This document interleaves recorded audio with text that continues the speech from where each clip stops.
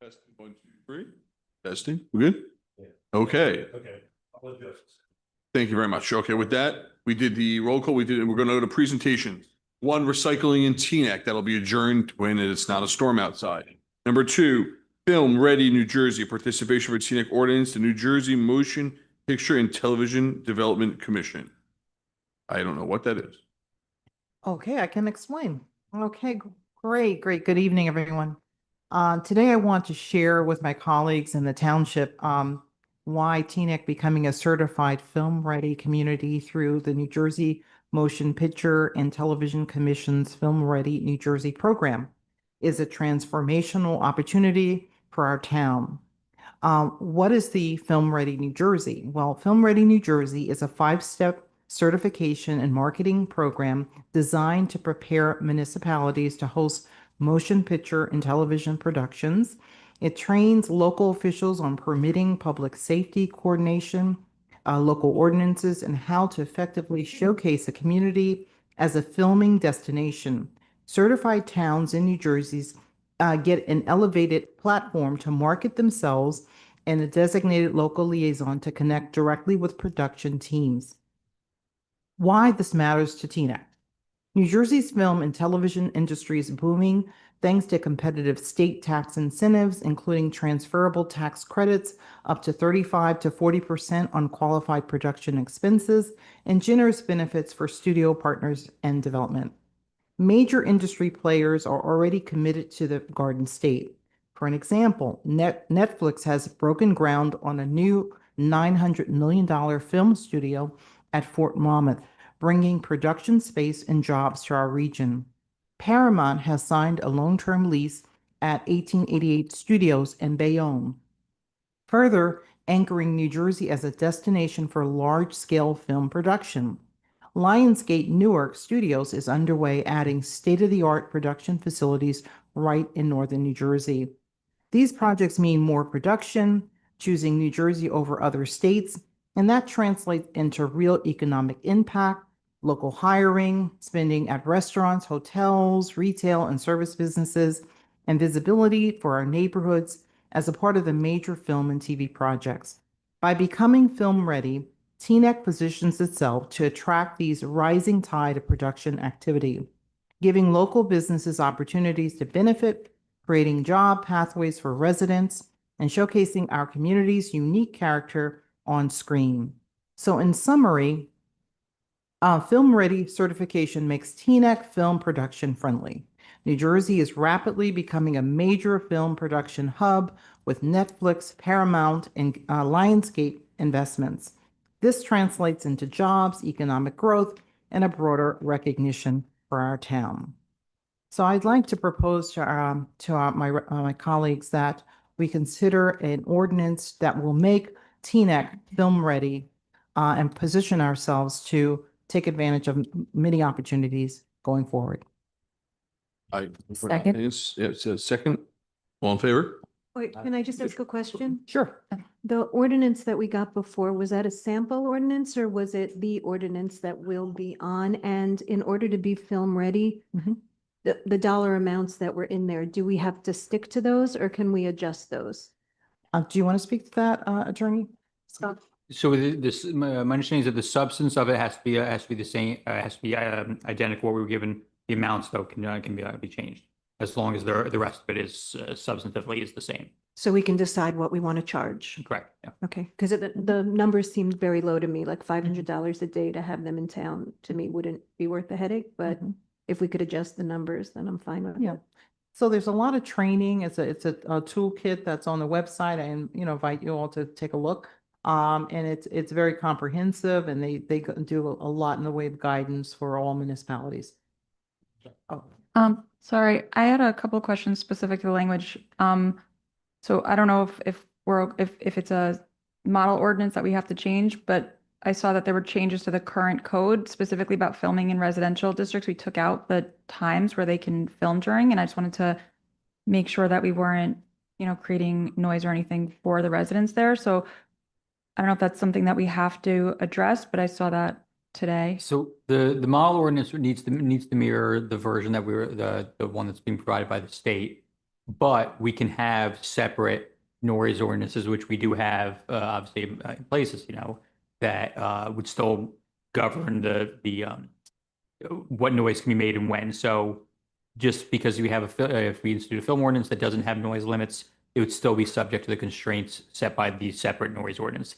And so because we can't modify the model version in this case, it would be better just to leave that stuff, those noise issues out and leave them in the current noise ordinance. That way they're separate.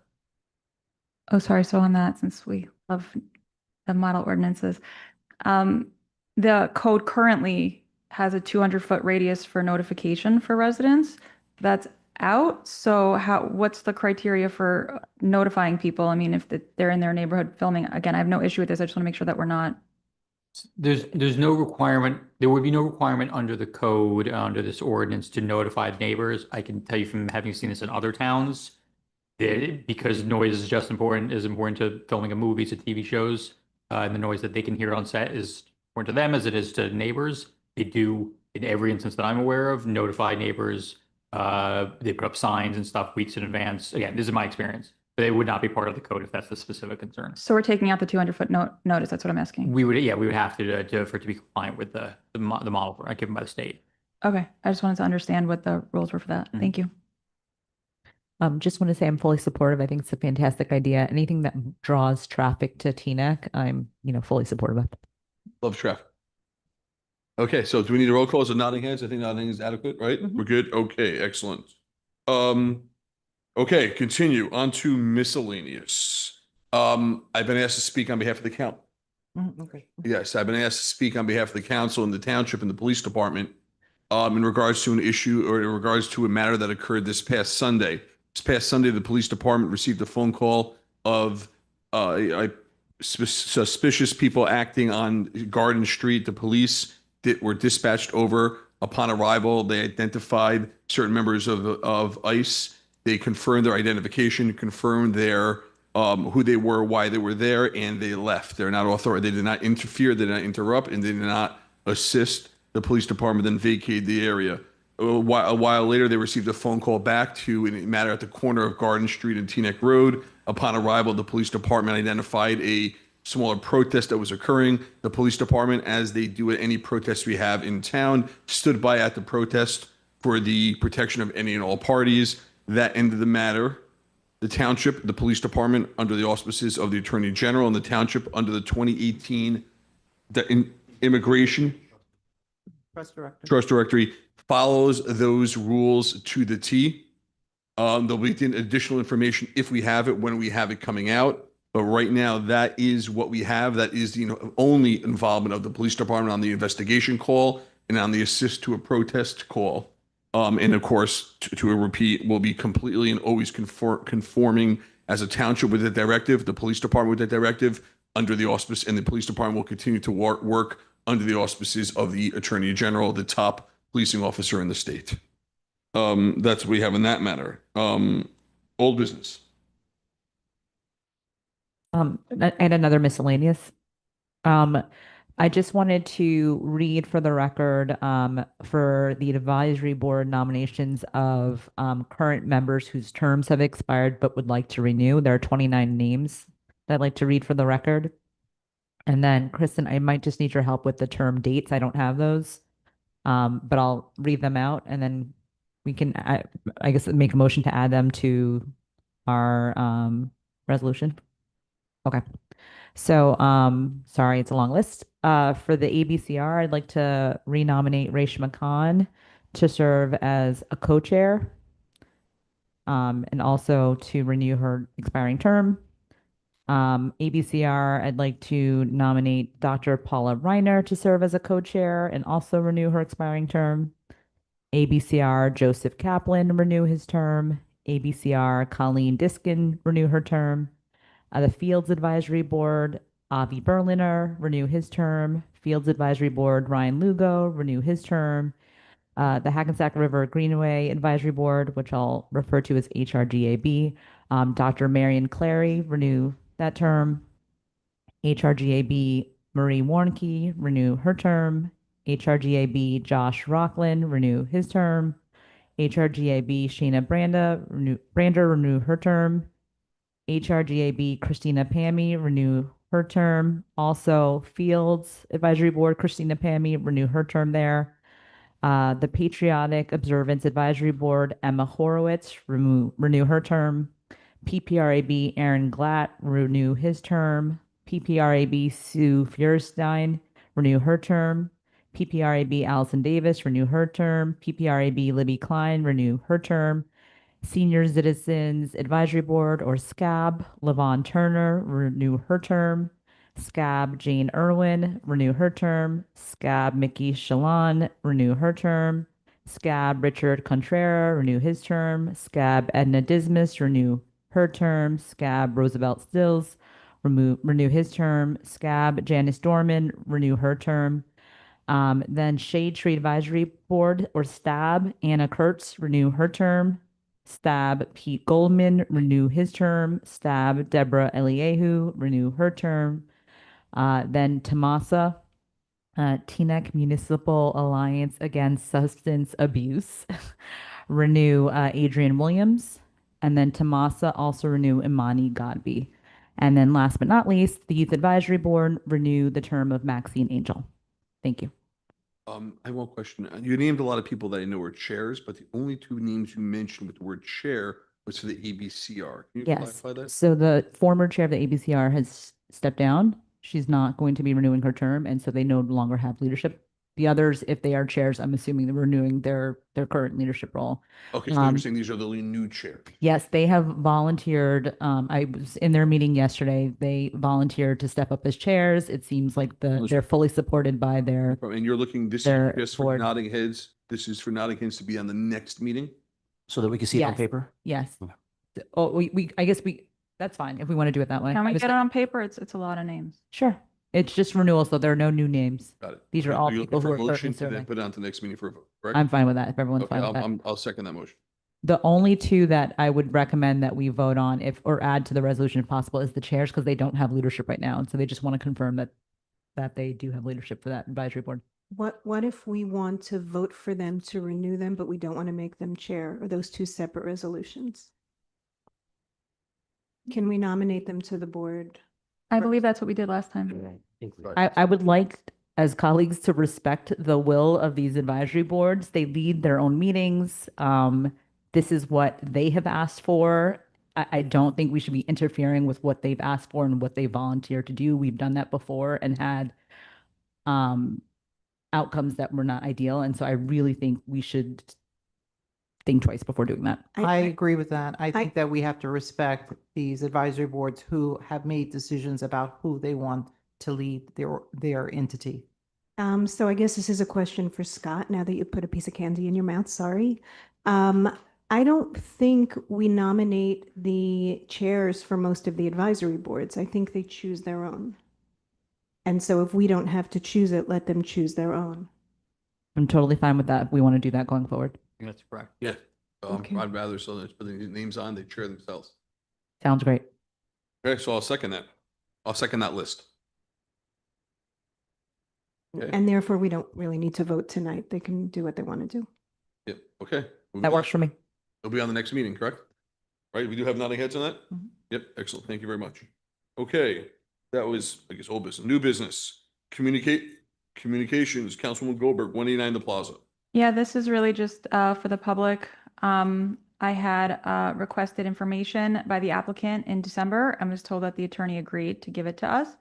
I understand that the applicant met with the zoning subcommittee, but that doesn't change my request. And I think it's fair for the public to know what their elected officials requested when a 30-year pilot was given on this property by this council. So it's informational only. Thank you. Appreciate it. Thank you very much. On to committee reports by council liaisons. Scenic Historical Preservation Commission markers up. Yes, I just want to give everyone an update. The Historic Preservation Commission has been busy doing many, many things in terms of markers throughout the township. I just want to report on a couple of them because there's been a lot of meetings and designs that have been done most recently, and just want to share. There is for Argonne Park, a marker that pretty much is going to be a QR code that it can be actually made. DPW has an actual machine that they can use to kind of make this for the market that's already there. This is intended to really kind of draw attention to the fact that this is an additional things that will make the community know about the sacrifice of many people that have served in World War II. So this is something you'll be hearing more about because we're collaborating with the Patriotic Observance Committee to determine an actual date that that can be used to actually unveil this plaque. So you'll be hearing more about that. The other one that I want to talk about is the origin of Teanac's library. This is a very interesting one in that a lot of people do not know that the origin of the library began as a result of an enslaved cabin that was sold to raise funds to fund the very first library in our town. So there is a marker that is being made that pretty much denotes that. It speaks specifically to the origin, and it's very rich in history, which I just wanted to share with my colleagues about. And then also in terms of where the actual cabin sat, it sat initially originally rather on Teaneck Road, right next to the park there on Teaneck Road.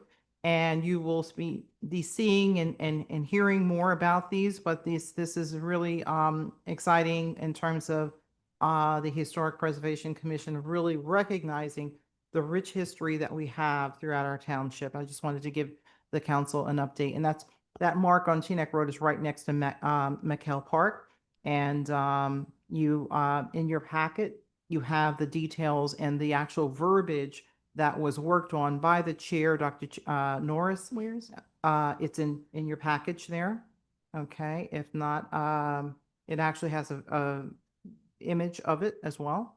You're And looking then for comment tonight? I'm sorry.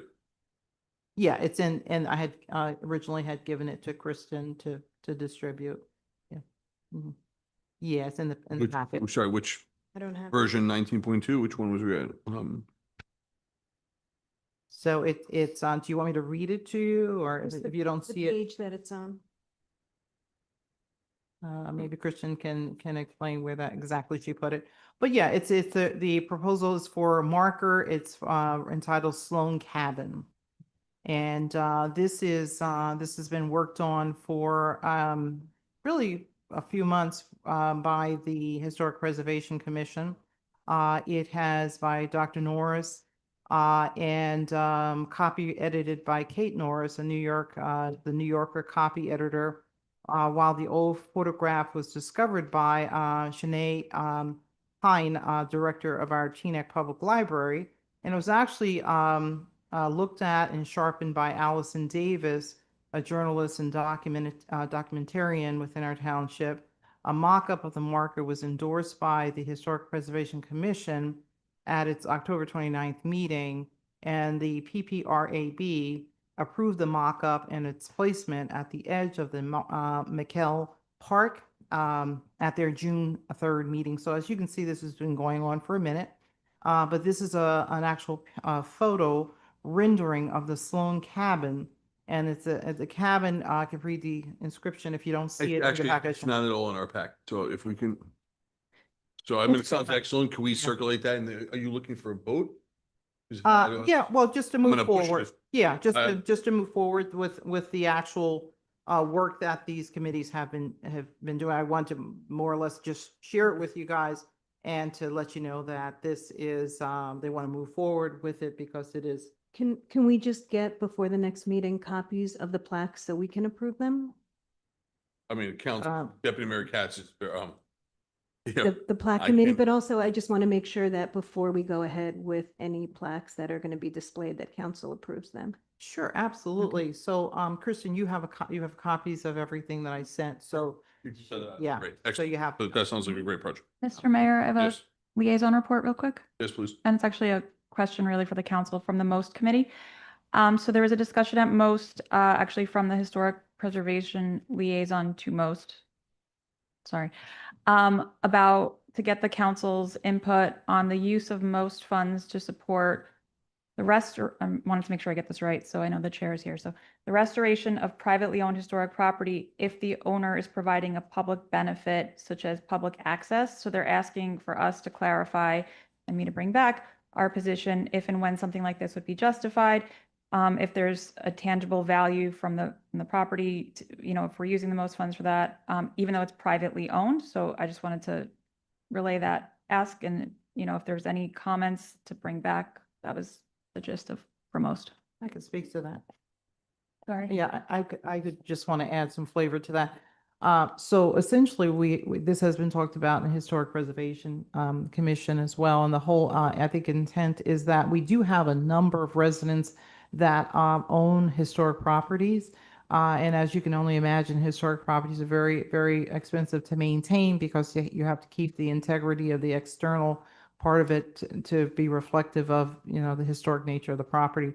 So I believe that's kind of like the origin story, kind of like behind why they're looking to tap most money for some potential support of historic property. Would you say that to be the case, Councilwoman Goldberg? I think that was the question, but I'm just trying to get a sense. I personally think that it's if someone's paying for it's a private house.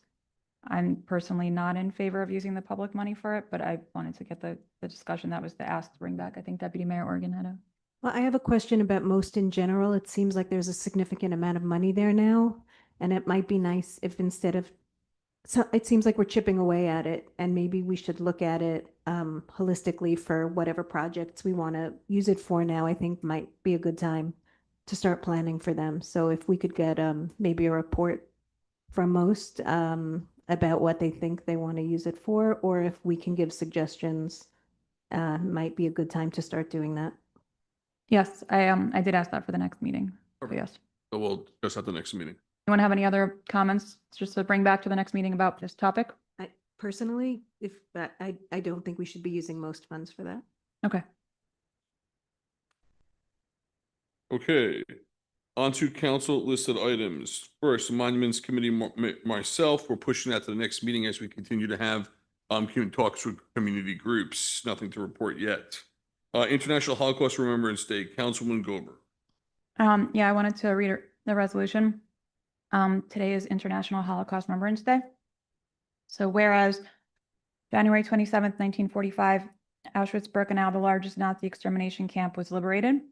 Whereas on November 1st, 2005, the United Nations General Assembly adopted Resolution 60-7, designating January 27th as International Holocaust Remembrance Day in memory of the systematic murder of 6 million Jews and millions of other victims of the Holocaust, and stands as a permanent warning of the consequence of silence in the face of hatred, anti-Semitism, bigotry, racism, and prejudice. Whereas British historian Ian Kershaw stated that the road to Auschwitz was built by hate, but paved with indifference. Whereas anti-Semitism is a certain perception of Jews, which may be expressed as hatred towards Jews. Whereas the Holocaust did not begin with the gas chambers, it started with words of hate, dehumanization, exclusion that were normalized, tolerated, and weaponized. Whereas the Township of Teaneck honors the remaining Holocaust survivors who reside in Teaneck and recognize the importance of preserving their testimony. Whereas the Township of Teaneck remembers Holocaust survivors who were murdered in anti-Semitic attacks in 2025, including 87-year-old Alexander Kleitman in Bondi Beach and 82-year-old Karen Diamond in Boulder, Colorado.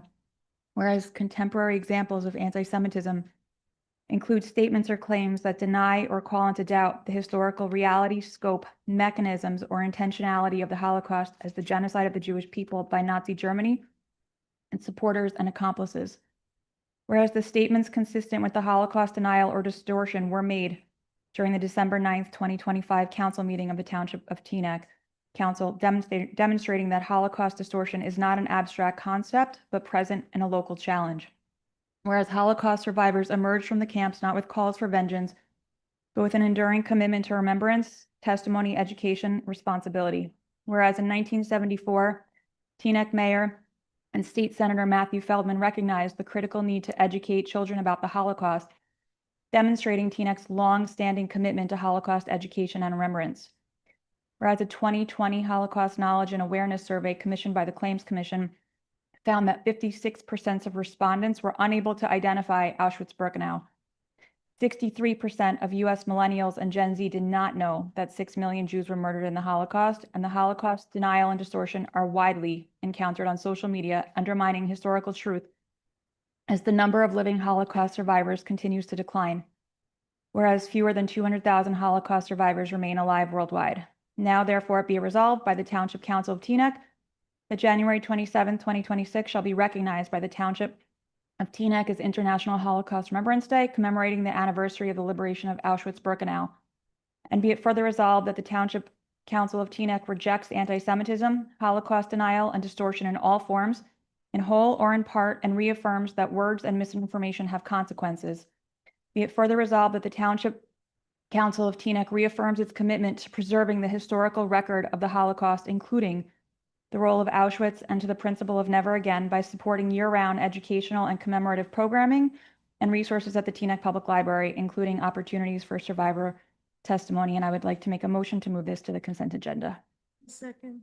Right? We're nodding heads? We're nodding heads? It's a motion to move it to the consent agenda.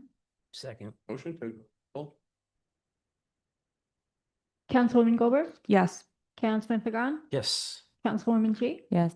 Deputy Mayor Belcher, Yes. Deputy Mayor Organ, Yes. Mayor Schwartz. Yes. And it's added to the consent agenda. Excellent. Before we continue, if anyone here has a Volvo license plates X47, they're just trying to clean the lot now. If you can just move, that'd be great. Okay, thank you very much. It won't be too exciting while you're gone, don't worry. Okay, moving on, solicitation ordinance, update residential door-to-door solicitation, Deputy Mayor Belcher.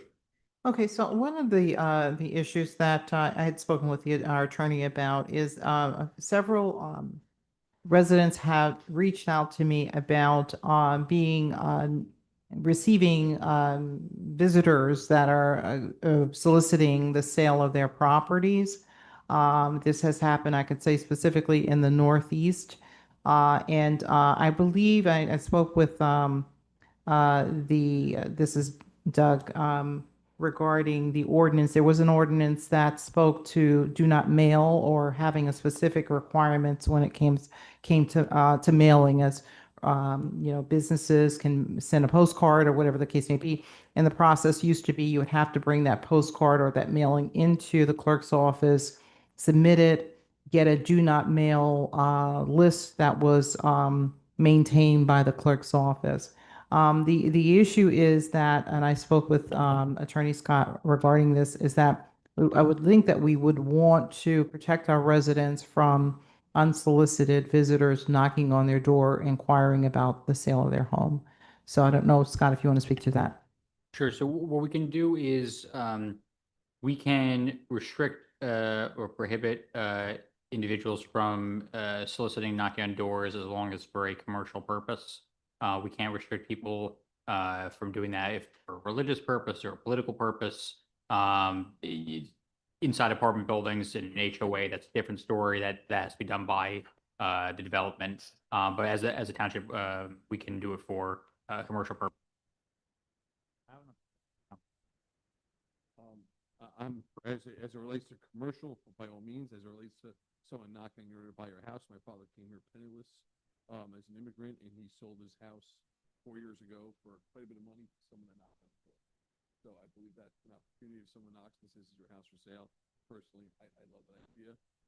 But in terms of commercial, I think we could be able to be banned. That's just, I thought we already did this. that's it. One commercial thing and not another. If there's a roofer working on your block and they're going door to door saying, "I just did your neighbor's house, I'd like to do yours, here's the price." Can we say, you can't come, but you can have someone knock on the door to sell a house? Or we're still installing cable wires on your block, would you like to switch to whatever? Are all these, is it one ordinance or do we have to cherry pick? I don't know the answer to that. I've only seen them before where it's just for all commercial purposes. I can look into that though, if we can pick and choose what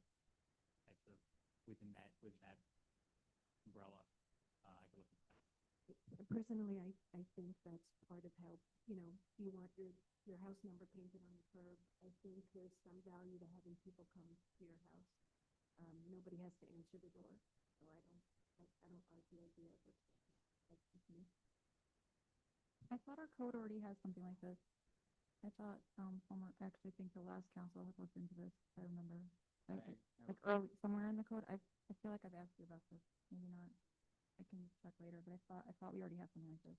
I know we have something in here about, if someone, when they get like, when they put there's like free newspapers, on the driveway, you can opt out of that. I'm not sure roughly amount, if there's anything else. There's something in here about roadway, solicitation, so when someone comes, if you're at a red light and someone wants to, clean the windows on your car and charge you for it, that I see that is prohibited, by the code, but I don't see anything in here. Okay. I'll double check. Councilman G? Yeah, getting comments that Zoom is silent again. I don't know if anyone else is getting those comments. Okay. Wondering if we can fix. In the interim though, perhaps your father had a good experience. I think, you know,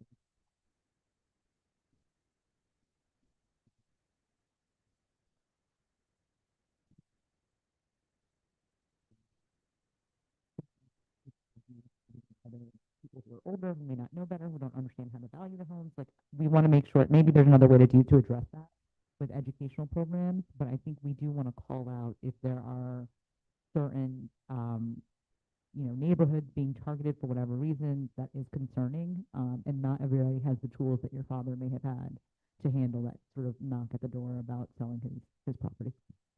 Again, I don't expect most people to agree with me. My father was a senior. He was 71 when he did that. So I'm not sure what tools he had, but it worked out well. So, I mean, those are just my personal opinions. I'm not looking to change anyone's mind. I'm just saying my own personal opinion. But what your comments are pretty much wide known, and most people probably do, not with me. I would just simply ask our attorney to look into it further. I would think that if we had an ordinance that required postcard mailings to be run by the clerk's office, then I would think some, like, in-person knocking on doors would have at least the minimum requirement of the township knowing when people are walking through neighborhoods knocking on doors. Thank you.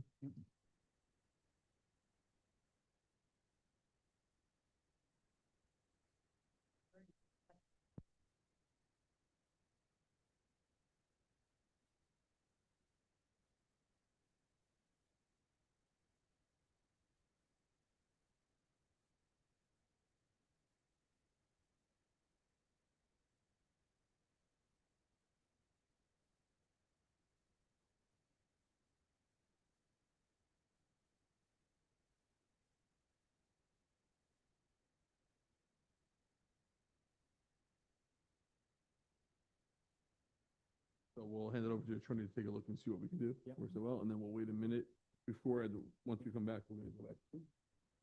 Repeat. No, I think that's it. So film ready was a, No, that's, You did it? yeah, we did, Move yeah. on? Yep. That's not, okay. 100%. So once you give us the go-ahead, we're gonna go over to the township manager's report. That is especially something we want on Zoom. Everyone loves to hear the update. Splash pad update. Snow update. Think we had a storm?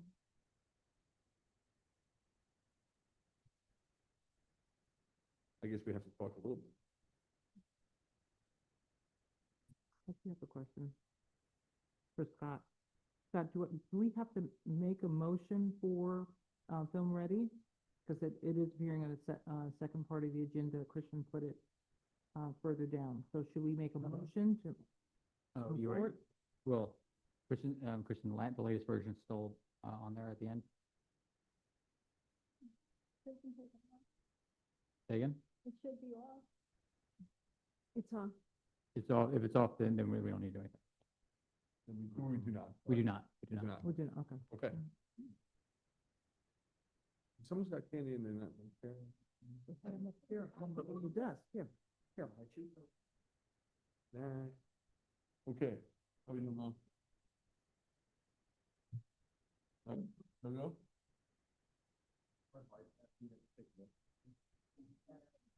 It's better? Okay. So with that said, and it's better, we're gonna go to the township manager report. Mrs. Manager, please go ahead. Thank you, Mayor, and good evening, council and township residents. Please be advised the snow emergency was lifted as of 8 p.m. last evening. Any vehicles parked in any municipal lot as of 8 p.m. tonight is subject to ticket and towing. Winter storm update. Please be advised that our DPW is still working around the clock, salting our roadways, clearing bus stops, municipal lots, sidewalk areas, and dead ends, and addressing problem areas that have been brought to our attention. With a storm this size, we ask for your patience and we will get to your street as quickly as possible. Over 400 tons of salt have been utilized so far and all township roads will be revisited over the next several hours. 700 snow tickets were issued this storm. We are monitoring another winter storm for this upcoming weekend. We are hopeful that residents will comply with the snow ordinance regulations. Mr. Manager, hold on 1 second. Mr. Kramer, where do we got it. With what? With the lack is a legal obligation? We have stuff that needs. Is it gonna be able to get fixed? Yeah, soon? I'd like to come in. Okay, then let's wait. Mr. Mayor, the agenda technically says that we pause the meeting. Yeah. I would more like to do with the technical legal, so I'm saying, Okay, if that's technical, great, if you have to stop, then recess. For the new meeting on Zoom.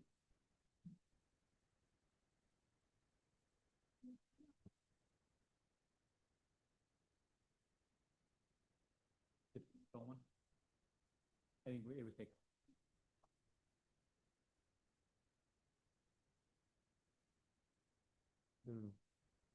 The film ordinance.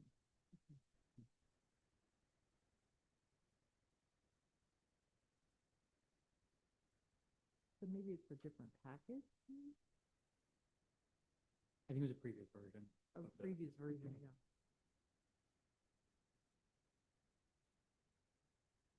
I remember, yeah. And I remember it really.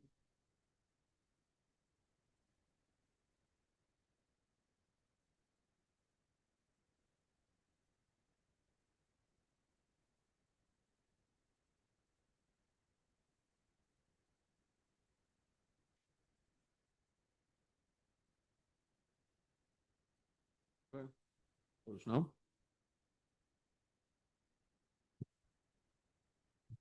Mhm. Yeah, it definitely goes to Doug. Here's it, tested? No.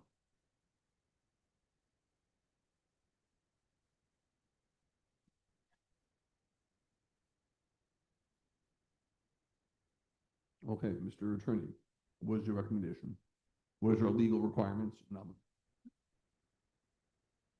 Is it that they can't get back on? Sorry. I could try another couple of things, but. Kristen, do you have a copy of the notice that we're reading? The actual notice.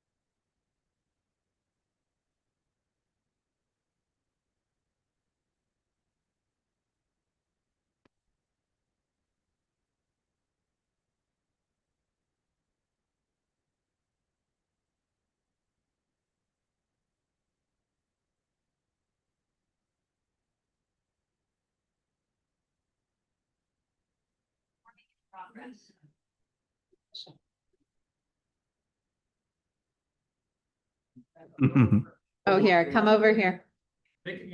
Hold it up. Oh, wait. No, no. Well, you have to come, This is- Right now. come on this side. Audio is back. Thank you. Okay, Mrs. Manager, please proceed with your report. I need to start over, or just, You don't want to be on camera that bad? okay. Okay, I'm gonna start with our winter storm update again. Please be advised that our DPW is still working around the clock, salting our roadways, clearing bus stops, municipal lots, sidewalk areas, and dead ends, and addressing problem areas that have been brought to our attention. With a storm this size, we ask for your patience, and we will get to your street as quickly as possible. Over 400 tons of salt have been utilized so far, and all township roads will be revisited over the next several hours. 700 snow tickets were issued this storm. We are monitoring another winter storm for this upcoming weekend, and we are hopeful that residents will comply with the snow ordinance regulations. Please stay up to date with our township alerts. Most importantly, thank you to our DPW, police department, fire department, OEM, and TVAC for your endless efforts during these winter storms. With over 100 miles of roadway and additional areas to address, we recognize and commend your efforts. Snow shoveling assistance for seniors is currently at capacity through the Teaneck High School Forum. The Teaneck Health Department is partnering with Holy Name Medical Center for a Walk to Wellness program. This will be a 12-week Couch to 5K wellness challenge. The program kickoff will be March 1st at Voti Park, and details are now posted on our website. The Senior Citizen Prom event is seeking sponsorship from local businesses. The event is currently scheduled for May 14th, and a sponsorship letter is available at our Recreation Department if you're interested. Please be reminded that we have our social worker that now is scheduled at the Rhoda Center on Wednesdays for seniors and resident assistance. The Teaneck Community Pool is gearing up for our 2026 season. We are preparing for registration as early as March 2nd. We are finalizing some details, and we will keep you informed. A new e-bike law has been passed, so you will soon see postings and reminders from the Teaneck Police Department to keep everyone aware and safe. Some grant updates. We are in the process of applying for an NJDCA local recreation grant to replace the playground for our preschool at the Rhoda Center. The max award is $75,000, and the application deadline is February 13th. Some project updates. Our Bell Avenue bioswales drawings were approved, and we are waiting for construction to begin March of 2026. Brooks Park Exercise Station, we poured concrete on January 22nd. We are hoping to receive the equipment by next week. The Brooks Park restroom is out to bid, and the bid opening is scheduled for February 10th. Sagamore Park improvements, the design is in the final review phase. The Maple Avenue improvements punch list is scheduled for the spring. Phelps Park splash pad, the contractor is finished working on the water line and passing inspections, and we are waiting for equipment to arrive, and the meter connection will be on hold due to the weather. Livingston Place and Clinton Place main sewer line replacement, the pre-construction meeting was held on January 13th. Construction will start February 2026. Griggs, Van Buren, and Herrick Avenue improvements, design is completed, and we are preparing to go out to bid. That's all I have for you tonight. Thank you. Nothing for me tonight, Mr. Mayor. That we are going to go to the public hearing and adoption of ordinances. With that being said, we're going to be pulling two of them tonight. The first one is going to be ordinance number 1, the fire ordinance. After comments and input by many people, it was redrafted, it's sent out tonight, but it will not be introduced tonight. So people have more time to read it before introduction at the next meeting. So that'll be published and put aside. Please review it for introduction at the next meeting. I'm going to ask for a motion on that in a second. Number 2, amending the town code to revise parking outside the municipal lot. We're going to pull it as well, maybe tweak it, maybe not put it back on, TBD. So with that, I'm looking for a motion to pull ordinance number 1 and number 2 of 2026. So moved. Then moved, I have a question. So we're pulling pulling it and doing what with it? Nothing. Right now, we're pulling 1 and we're pulling 2. There's no action being taken right now. I think it has to be voted down. doesn't We it, vote Scott? that. Or how does it work? No, you can just pull it. We'll I'm pull. sorry, you can move to table it. Yeah. Okay, we'll move to table it then. It Excellent. may, the way I would do is I would move to table it without giving a date. That way it's indefinite, which has the effect of Excellent. killing it. Councilman Pagan, you second. it? Motion to, yeah. Thank you very So the much. motion to table? Motion to table by Pagan, second Schwartz, roll call. Councilwoman Goldberg, No on 1, yes on 2. Councilman Pagan, Yes. Councilwoman G, Yes. Deputy Mayor Belcher, Yes. Deputy Mayor Orton, Yes. Mayor Schwartz. Yes. At this time, ordinance number 3 is open for a hearing and adoption, amending the enforcement duties of the fire department. This is about a language in the enforcement to comply, I believe.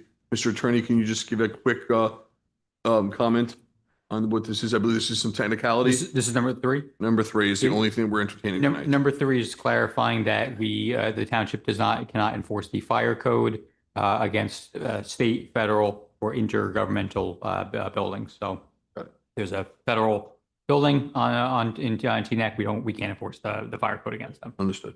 Okay, with that being said, the only thing to be discussed tonight is number 3. Is there anyone that wants to discuss number 3?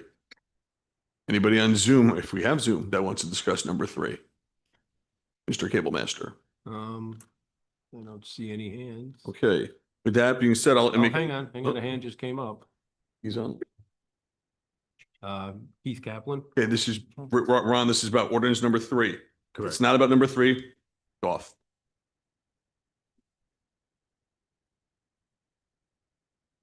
Mr. Kaplan.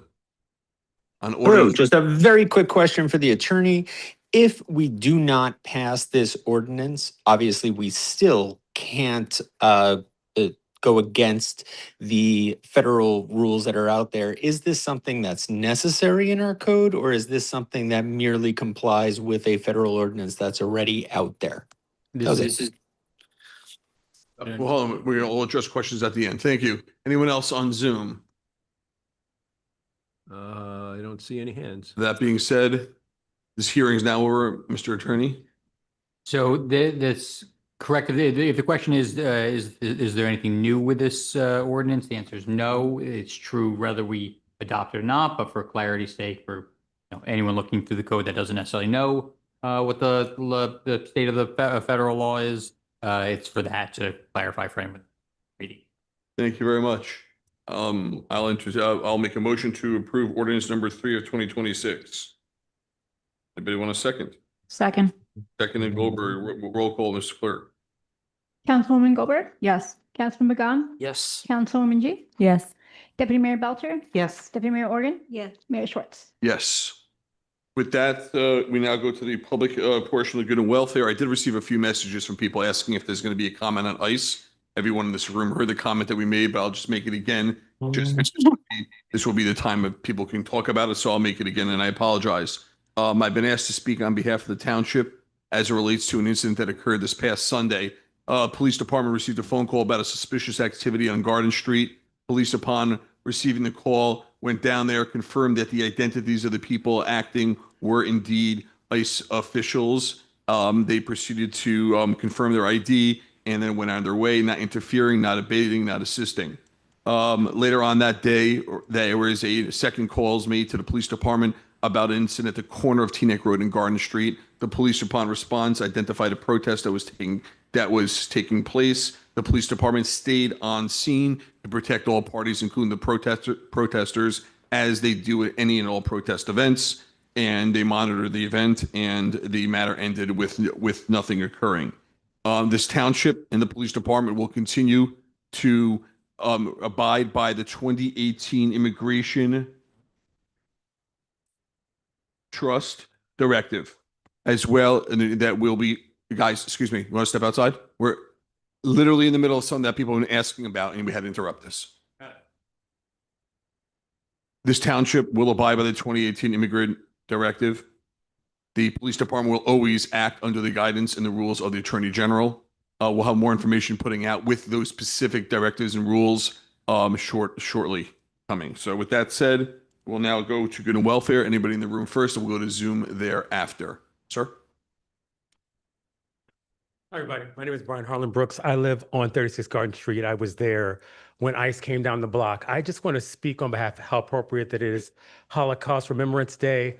This gave the feel of Nazi Germany as well as slave catchers on the block. They came on the block, they parked for a long time, they idled in their cars with tinted windows, with old model cars. It's quite terrifying given what's going on in the country. And as we know, we are one incident away from anything of that nature. Everybody loves to talk about the diversity in Teaneck, but if the diversity is not protected under the Constitution, we have no diversity at all. And I am of no confidence that the ICE agents or the ICE organization will honor my badge, honor my ID, listen to what I say. I am in terror of that on a daily basis. And that terror continues in my Black skin, in my queer skin. It continues. And I think I would like to have a more full-throated understanding, because I went up to a police officer who I have had lovely relationships with in Teaneck, as we have great policing in Teaneck through all the history we've had here. We won't go into that. We've had a lot of history here, but we've worked really hard to have that relationship. But the police officer said to me, there's nothing we can do.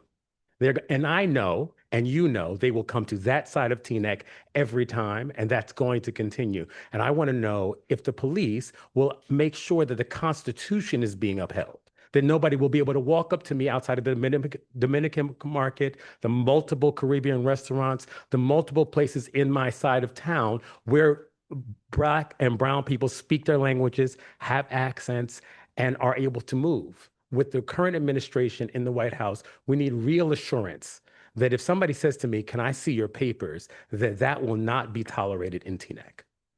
Thank you, sir. Anybody else? Anybody else? Anybody else want to speak? Ma'am? Sure you'll go next? No, we're good. I call people, don't you? Good evening, Teresa Bayowitz, Teaneck resident, Rutland Avenue.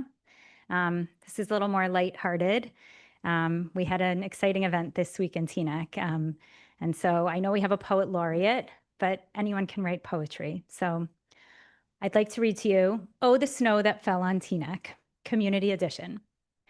Mayor, council, neighbors, gather near for a snowy tale from a memorable year. For the sky did a thing it had not done in years. It snowed and it snowed through our laughter and fears. It snowed through the daytime, it snowed through the night, 18 whole inches, that's not very light. Votee Park vanished, just poof, out of sight. The green turned all white, a surprising new sight. The library closed, the roads all slowed down. Teaneck Road tiptoed through snow-covered town. Route 4 took a breath, then inched along too, as winter declared, I'm not done with you. While many stayed warm with a blanket and brew, the real work began for a dedicated few, because storms don't wait and streets must be clear, and that's when Teaneck's best shifted into high gear. The township manager planned, coordinated, led, keeping wheels turning and salt fully spread. Town staff jumped in whenever they could, doing what needed to be done because that's what they should. And DPW, oh my, what a sight to behold. Plows roared and rumbled through bitter cold. They circled, they cleared, they came back again, turning white back to black on street after street now and then. The police were out too, steady and strong, keeping lanes open all night long, guiding traffic, clearing ways, making sure help could get through without delay. And yes, one quick line because it is fair. Our mayor stayed responsive, reminding us all, please move your cars so plows could get there. Now, of course, we did what Teaneck does best. We took to Facebook with passionate zest. We debated the plows, the cars, the snow, which is really just love in a very loud show.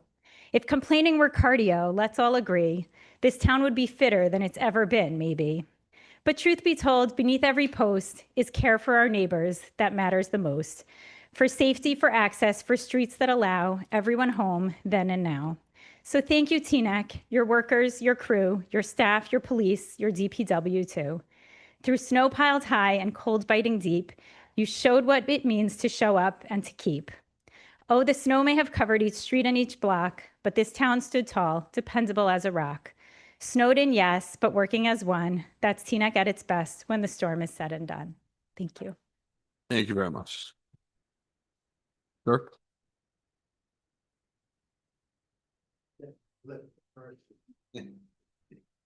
Hi, Council. I'm Norman Levin. Until recently, I was not a regular attendee at council meetings. I first came to request a left turn signal on Windsor Road. But over the last few years, I became concerned about the Crossroads development project, which I oppose. The increased traffic on Cedar Lane and Teaneck Road, the drainage issue of Beverly Road, the use of our parking lot to include a multi-story parking garage is inappropriate and wrong for Teaneck. I am challenging each member of the council to answer clearly and definitively at the end of this evening's meeting, once you are allowed to respond, to declare whether you have any financial investment in any of the proposed areas for development. While this is an important concern, tonight I also want to address the issue that I spoke about at last month's council meeting. The tepid response to the anti-Semitic outburst in December was not adequately addressed. I heard one council member respond with the equivalent of, "Our thoughts and prayers go to all the victims of prejudice," when I and others addressed the number of anti-Semitic incidents that have been happening around the country and in this town. Just 4 days later, Beth Israel Synagogue in Jackson, Mississippi was firebombed. Add that to the many instances of violent attacks on Jews. As I said last month, hateful deeds indulged and normalized by racist and prejudiced bigotry leads to appalling violence. Globalized intifada results in Bondi Beach, the firebombing of a march in support of hostages in Boulder, Colorado, and the murder of Israeli embassy staffers in Washington, D.C.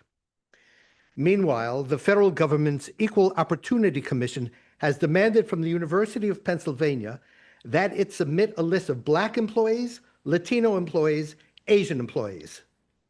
Do you find this outrageous? Well, in fact, the federal agency has only demanded a list of Jewish employees. Think about your reaction. If you are not as appalled and outraged by this as you were when hearing it was aimed at other minorities, then you are a bigot, you are an anti-Semite. Today, as noted, was Holocaust Remembrance Day. This does not replace all the other massacres that have befallen so many other nations. Just as the Historic Preservation Commission is commemorating the origins of our library, as Councilwoman Belcher so rightly noted, the Holocaust deserves to be honored and commemorated.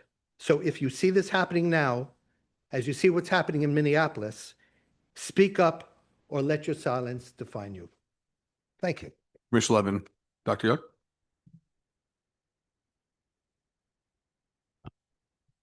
I couldn't agree more. Phil Young, Bell Avenue. I want to thank you for commemorating Holocaust Remembrance Day. On this day in 1945, my mother was liberated from Auschwitz. I want to say I'm very happy to hear about the plan to make Teaneck a place to make movies. There was a movie made on my block recently starring Scarlett Johansson called Paper Tiger. We had a lot of fun. I made $750 that I didn't expect because they sat on my front lawn. And my neighbor got $3,000 for letting them use the bathroom. It was a good deal. So please make that happen. I think the Family Guy was also filmed in Teaneck. My kids enjoyed that. They went over there to meet Nicolas Cage. He was not very nice. He didn't want to meet them. And but it's a lot of fun. I have to tell you, it's interesting to see how they make these movies, how many people come out. The staffing on my block, there were about 60 people working for the film company. They have lots of money, by the way. $500 is nothing. They paid me $750 to sit on my lawn. So they have tons of money. And I didn't even ask them. They said, okay, we'll give you $750. I could have bargained and asked for $1,000, but I didn't do it. I said, fine, $750 is nice. So anyway, I want to also talk to you about the Beverly Road development, Beverly Road, American Legion Drive. I'm concerned that the redevelopment plan does not have a strong enough position on remediating the flooding. I think it's a mistake to wait until the redevelopment agreement and start negotiating at that point. I think you always negotiate from a position of strength. There are a number of community benefits that are being asked of the developer, and that one is essential. That's not a negotiable thing to say, well, we can't do it really, or we can only do this. and then the need for they're gonna use the need for affordable housing to try to not do some of the things that we want them to do. But this is not a want. This is a requirement, because if they build and they don't remediate the flooding sufficiently, there's going to be a wall at the end of Bell Avenue, and that wall is going to hold water, and that water is going to go into their building and into our homes. So I implore you to keep that in mind as you work on this. Thank you. Thank you very much, Dr. Yuck. Anybody else in the audience like to speak? Dwayne, Mr. Berliner next. Good evening, Dwayne Harley, Teaneck, Boger Street. I am curious on what this council's position is on ICE activities in case it gets out of hand. Because we have seen throughout the country that they are attacking citizens, right? Due process is out the door. But we kind of need to know, or at least I need to know, what is this council's full responsibility or stance when they begin doing that here in this township that we love so much. Thank you. Thank you very much, Mr. Berliner.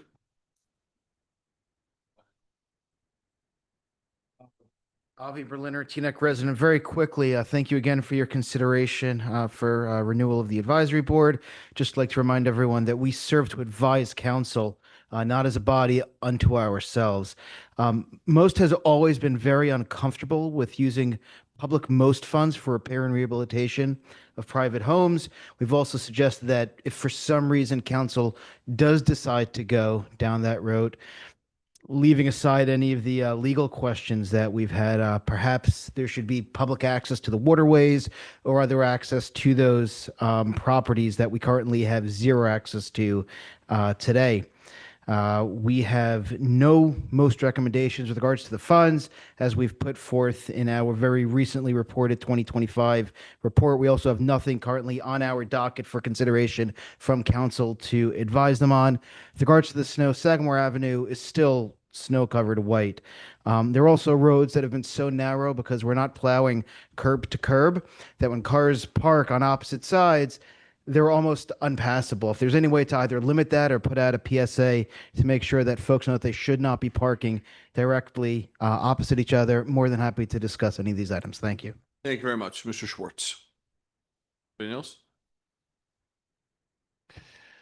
Thank you, Mayor Schwartz. I speak tonight on behalf of One Town, One Vote. Javon Rice, former council person, will be speaking on behalf of the Coalition of Neighborhood Associations, and we will be speaking together on the same subject. We have been informed that the Crossroads amended redevelopment plan will be presented to this council for approval on February 10th. One Town, One Vote is demanding that there be a public forum on this amended redevelopment plan with all public protection surveys done and available to the public before any consideration or approval by the council of this redevelopment plan. These include a flooding remediation plan survey, a recent traffic study, a noise study, environmental impact study, a utility study, and the impact on local school study. The first obligation of this council, in my view, is to protect the safety and welfare of the citizens of this town. I do not see how this council can do that without getting these public protection surveys done first before any redevelopment plan is approved. Separately, One Town, One Vote also demands that all public benefits promised by the developer at the December 9th council meeting be mandated to be done by the developer at its sole expense as part of any redevelopment plan to be considered by the council. These include flood remediation promises, 15,000 square feet for the farmers market, 1,000 square feet for public events, and 450 parking spaces for Teaneck residents. These have been promised by the developer. You should hold his feet to the fire. You should mandate these to be done at the time of the redevelopment plan. Do not wait for the redevelopment agreement. We are afraid that if you don't include these mandated public benefits in the redevelopment plan, you won't be able to get it into the redevelopment agreement. Thank you very much for your consideration. Thank you very much, Ms. Schwartz. Ms. Rogan, anybody else next? Paula Rogovin, I'm speaking also on behalf of One Town, One Vote about the Crossroads project.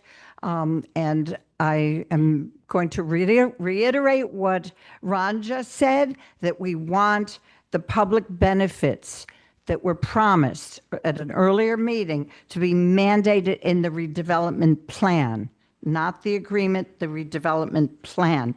We don't want it to be optional. This is the flood remediation, the 15,000 square feet for the farmer's market, the 1,000 square feet for the public event space, and the 450 parking spaces in the parking garage. And I'll just say very quickly about this. I have for distribution here pictures of the parking lot yesterday, the municipal parking lot on American Legion Drive. It's filled to the brim because our wonderful manager sent a notice to us that people should park in the municipal lots during the storm if they do not have parking at their homes. The parking lot was filled to the brim. So this is a very serious problem because many of the people who park there live in apartments on Elm, on Linden, on Larch, on Elma Terrace, and they will have no place to park.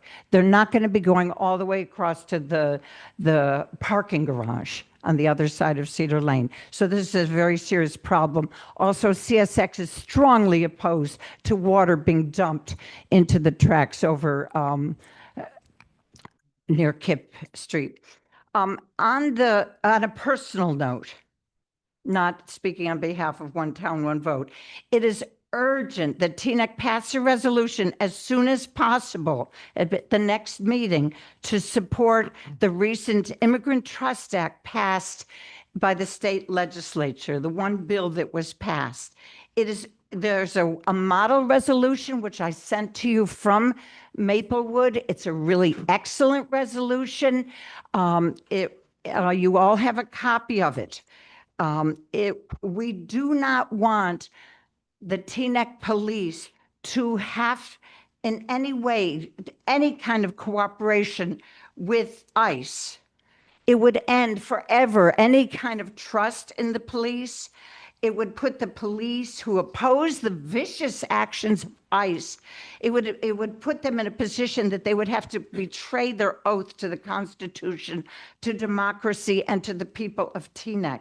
So it is really, really urgent. It's not something we can rely on an old resolution that was passed in whatever year, 2018. It's very important during this time of crisis that a new resolution be passed, that there be absolutely no cooperation with ICE. Thank you very much, Paula. Okay, ma'am? And this is the photograph.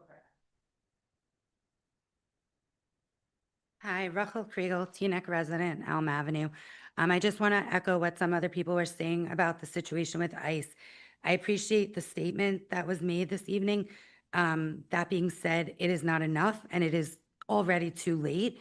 The minor incidents, I would say minor, that happened in TNEC happened days ago. So there are already people in our community that are impacted directly and people that were not directly impacted that are fearful. The town needed to have spoken up much sooner after that and been transparent on the role of TNEC police. And I agree that we need to pass a resolution stating that our police department will not cooperate or assist ICE and that instead we will operate within the confines of the law since ICE is not doing that. I think that the council needs to press the town to make it clear to the citizens where we stand as a town. So I think the resolution that was passed in Maplewood is a good starting point, and I would suggest that we do the same. Seeing no other hands in here, Mr. Cable Master, can you please take over? Okay, we got Romney Rice coming.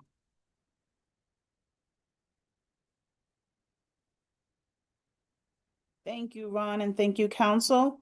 As Ron Schwartz mentioned, I'm speaking on behalf of the Coalition of Neighborhoods Association, CNA, and we wanted to address the development discussion that was mentioned at the last council meeting.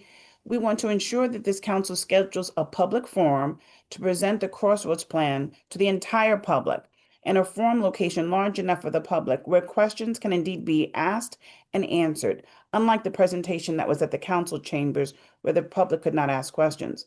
Additionally, we want to require that the public benefit, as was mentioned, and the remediation plan, including all the studies related to traffic, noise, flooding, farmers market, etc., all be presented to the Teaneck community. And the public really needs to be shown an alternative plan that comports with the vision that is articulated by the Teaneck residents presented in our master plan. And we have not seen where this redevelopment plan meets with those conditions of our master plan. And all those mandated items should be included.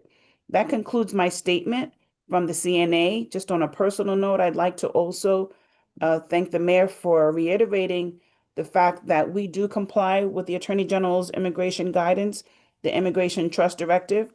But I want to know what protections in terms of our residents, now that this is already made aware that it's in our neighborhood, what safety provisions will be to sensitive locations. For instance, limiting the immigration enforcement activities at school, hospitals, places of worship.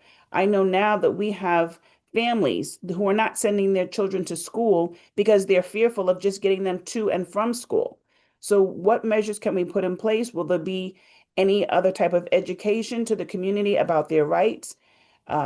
Education to the community residents who wish to videotape, as is their right, for their protections from being slaughtered on the streets? Or will we have to stand by and wait for a day of commemoration to the atrocities that are happening to the residents in Minnesota? Thank you. Thank you. Shauna Horowitz.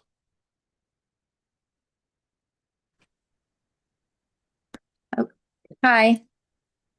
Hi. I wanted to talk about two specific issues that I've encountered as a dog owner in Teaneck. I know there are a lot of people here who have dogs, and these two things would definitely benefit many Teaneck residents. The first issue that I discovered when I was trying to renew my own dog's rabies license was that the license renewal is required to be returned to the township by March 1st. And in order to renew, you have to certify and provide proof that your dog has a rabies vaccine that is valid until November 1st, which puts people in a difficult position because, you know, as an example, my dogs are not due for their rabies vaccines until August and September. But in order to comply with this, I would have needed to vaccinate my dogs in March, despite the fact that they were not due for those vaccines for several months.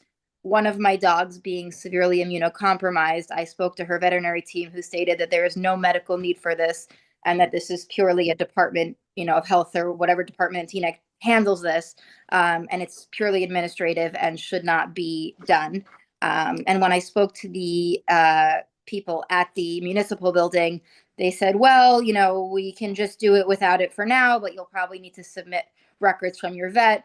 But there's no interest for any dog to be vaccinated sooner than they're actually obligated to be vaccinated under, you know, state law. And so I think it would be beneficial if dogs were just required under, you know, the obligation to renew the licensure, if they were just required to instead show proof that they were up to date until now, or submit proof once they're revaccinated, have a certain amount of time to submit that vaccine record to the township so that dogs are not required to be vaccinated earlier than they are medically necessary to do so. And I would appreciate it if you could consider that. The other thing that I wanted to bring up specifically is relates to dog parks and the lack of dog parks in Teaneck. To my knowledge, we only have the one in Phelps Park, which is not safe, both due to its proximity to a major major road, and due to the lack of lighting. The last time that I was there, the light in the dog park didn't work. And additionally, in order to access that dog park, I would need to walk on River Road in the dark. The roads are, you know, pretty busy. The sidewalks are very narrow, and it's not safe to do so. So if there's any way that we could try to make another dog park or expand, you know, access in some way, create additional lighting, that would be appreciated. Thank you for your consideration. Thank you very much, Mr. Cable Minister. If you can put the next person, and I'm going to turn the meeting over to Deputy Mayor Organ. Sam Passner.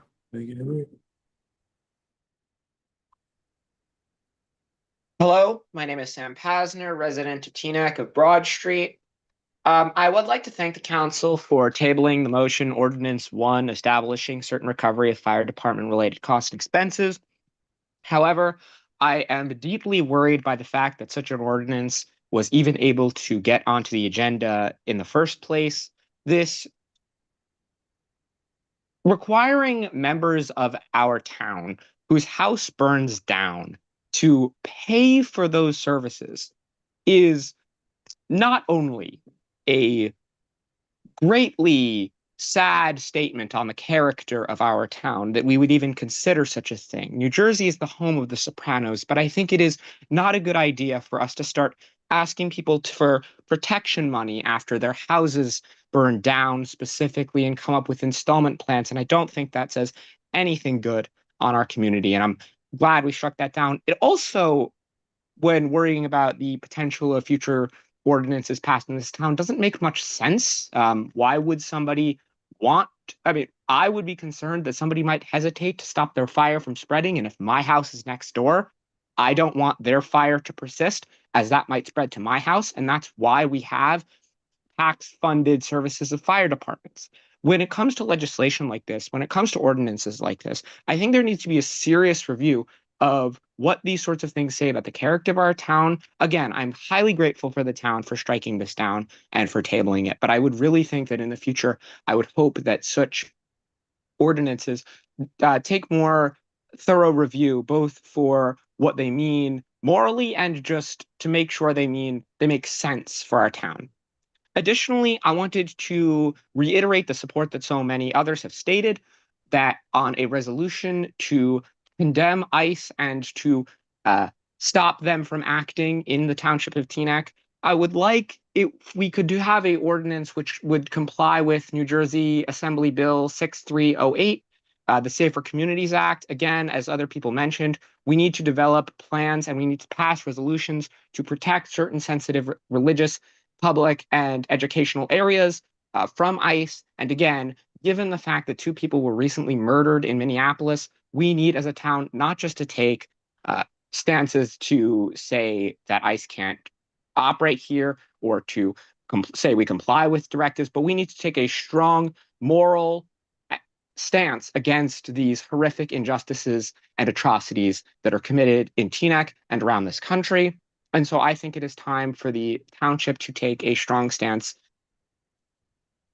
that ICE cannot be allowed and cannot be tolerated in Teaneck, and that we should do whatever we can legally and within the bounds of the Constitution, federal, state, and local law to protect the residents of this town from federal civil immigration enforcement.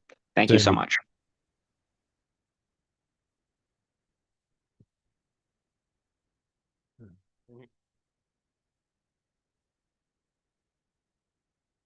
Rebecca Feinberg.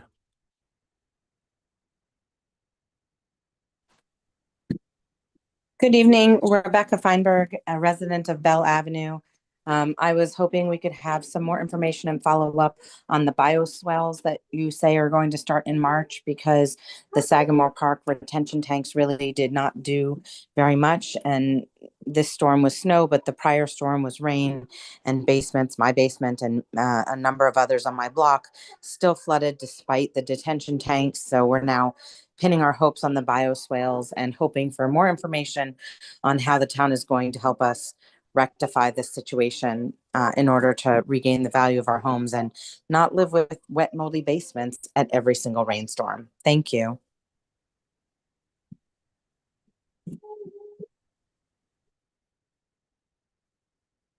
We have someone named Galaxy S20FE. Please state your name. Hi, my name is Susan Schultz, and I'd like to speak about a couple of things. The first thing is the presence of ICE in Teaneck. It was very disturbing to hear that they were here. We always think, oh, well, it won't happen here. It won't happen here. And I'm sure that in Minnesota, that was the same thing they were thinking out there. It's time, and especially when I was listening to remembering the Holocaust, it brings all of that back. We have to take a strong stand now, and TNEC has to take a strong stand now. They haven't been following the Constitution. They've been really, well, when you murder people, you're not following it. So once again, I hate to see myself and my neighbors being afraid to leave the house because you don't know what's going to happen, or kids being afraid to go to school. So I encourage you to pass the resolution. The second thing is that I would like to hear more and an updated information about the construction in downtown Teaneck. And I would like that opportunity to hear all of the new research that's being done, all the new proposals. So I also am asking you, along with Paula and Javon and others, that I need more information. Thank you.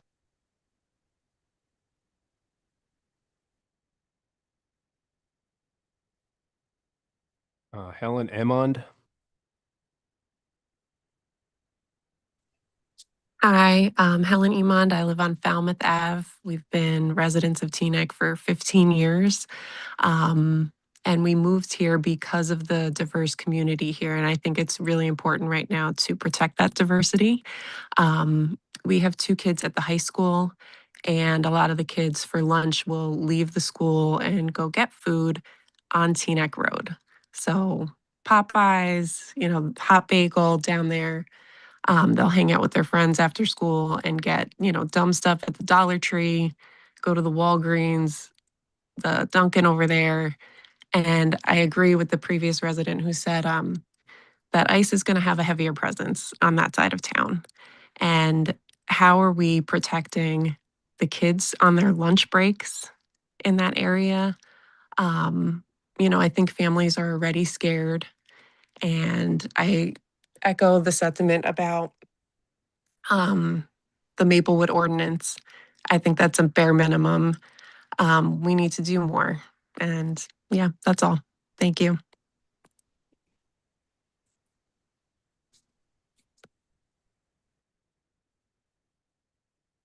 We have iPad 2. Please state your name.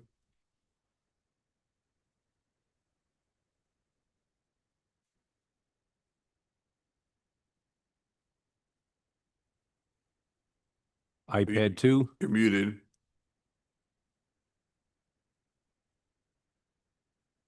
Maybe we go to iPad.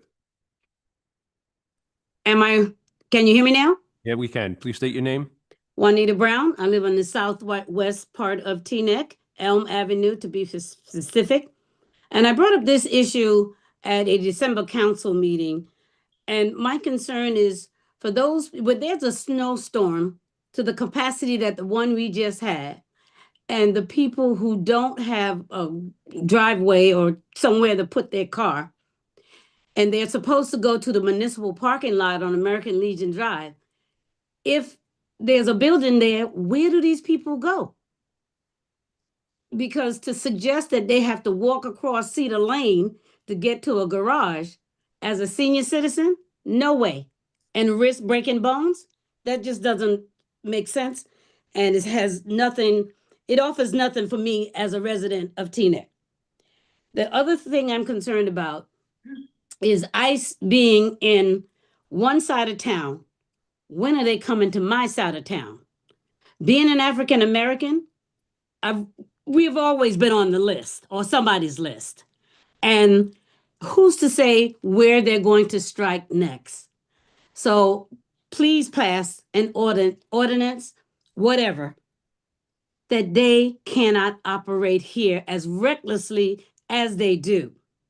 They need not be here. And I appreciate anything that the town can do to protect me and mine and those of others who look like me. Thank you very much.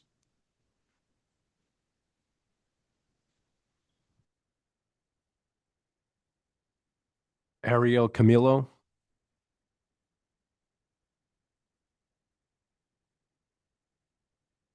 You're muted.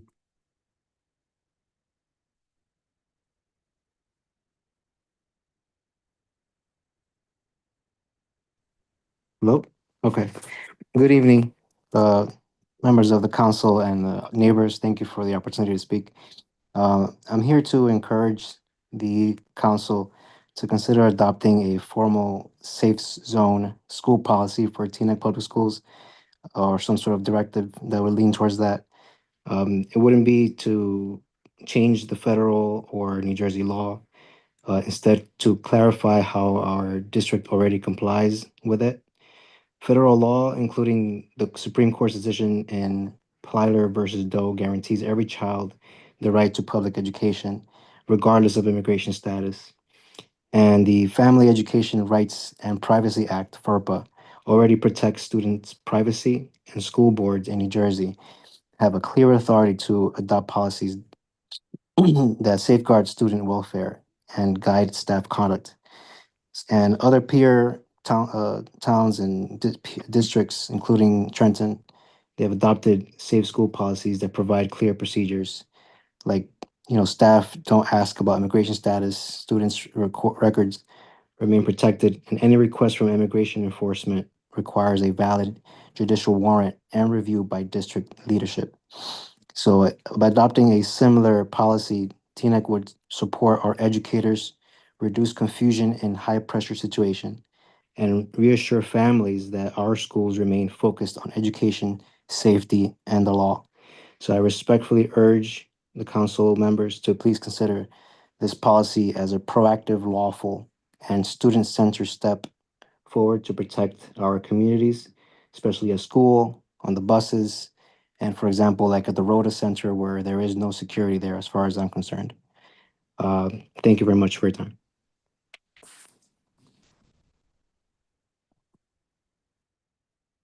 I'm going to bring in Sharuk.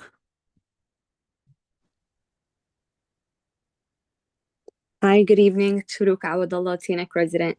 Thank you, Mayor, for the clarification this evening. I want to acknowledge the fear and concern that many residents felt when reports of ICE being spotted in Teaneck began circulating. We are at a critical moment in our country's history, and we can't allow fear, misinformation, or silence to lead us down a path where another group is targeted or harmed. Our strength as a community has always been standing alongside our neighbors and protecting one another. With that in mind, I believe we need stronger, clearer language and guidance regarding ICE activity in our neighborhoods so that the residents understand their rights and can feel safe in the town that they call home. Thank you. All right. Dr. Chuck Powers. Chuck Powers, I have several things. In the first place, what's been said about what we need to do to make sure that we are both aware of and protected as much as we can be in respect of what ICE might be doing.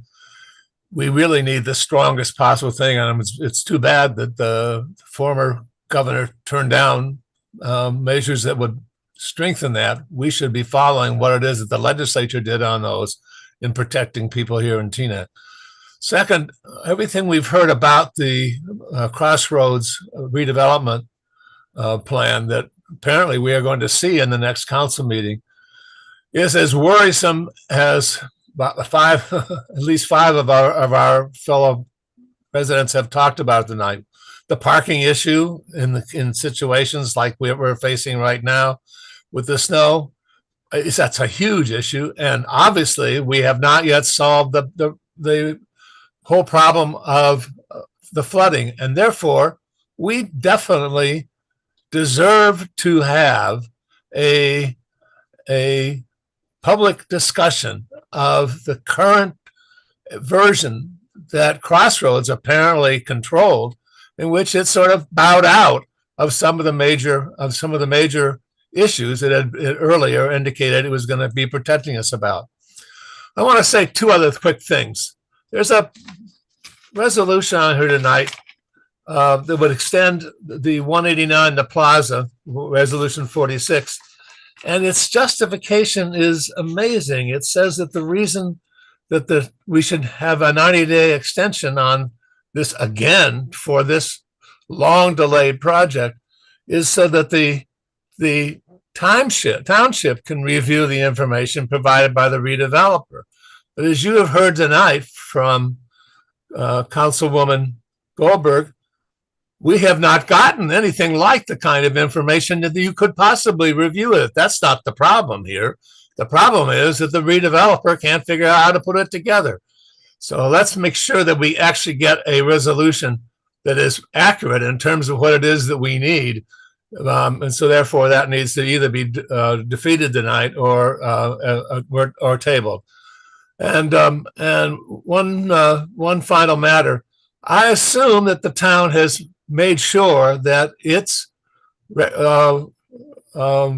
recreation open space inventory is in fact fully consistent with what the state has on that, because we've got millions of dollars that we're expecting to have Green Acres give to us, and they're not allowed by statute and by regulation to give it to us until we have reconciled our ROSI with theirs. And I think that is something that is probably imminent, and there's no reason in the world why we can't get that, because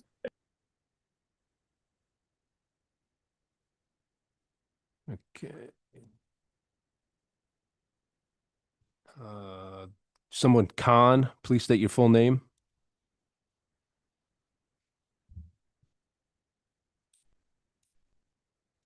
You're muted.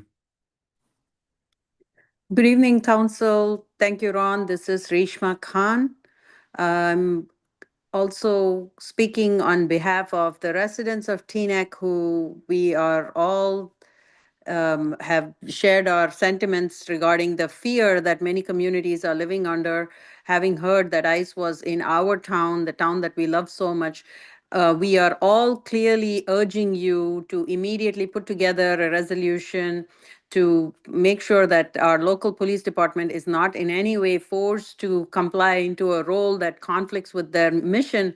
This would send a clear message that Teaneck really wants to uphold constitutional rights, public safety for everyone who lives here. No one should have to live under a constant state of fear. And as you have heard so many residents come out and speak tonight, to do something about this. The Maplewood resolution has been mentioned several times. That is at a bare minimum, that is a starting point. Teaneck is a town that was the first to voluntarily self-quarantine in the COVID, when COVID hit us and the pandemic had officially started in March 2020. Why don't we be one of the towns where we actually pass something that's progressive, that says that the local police will not cooperate with ICE if they are not following due process? And we are not ones to shy away from resolutions for anything. So why not do it now? It's already very timely to do this. Secondly, a question for every council member. You have heard so much opposition to the Crossroads project, more opposition than any support. And there are glaring gaps where residents really want to know what's going to happen if the parking lot goes away or the flooding problem is not addressed. When will we have some form of a public workshop where we can directly ask questions, where we can actually make sure that our interests have been taken care of? I'm really appalled at the level of you have not really answered all our questions, and this is very appalling. Thank you and good night.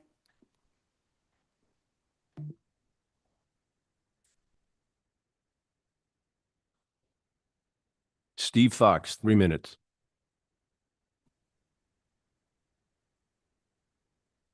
I am Steve Fox, Teaneck resident, also the chairman of the Northern New Jersey Holocaust Memorial and Education Center.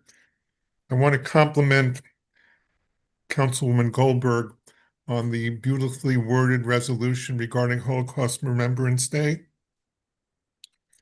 The purpose of the Holocaust Remembrance Day is to bring worldwide attention to the history and lessons to be learned when fascism and dictatorial movements take over society. The Holocaust was the most horrific genocide in modern history, one where the Nazis characterized Jews as an inferior race that needed to be annihilated. They succeeded in exterminating over 6 million Jews, a large segment of the world Jewish population. Nothing can compare to the systematic attempted destruction of an entire people strictly because of their ethnic origin. Our future Northern New Jersey Holocaust Memorial and Education Center will offer visitors an immersive educational experience to learn the history and lessons of the Holocaust, including firsthand testimonials, so that these atrocities will never happen again. Again, thank you again to Councilwoman Goldberg and for the entire TNEC, and we hope to be part of that educational process that she enumerated in her plans. Thank you again.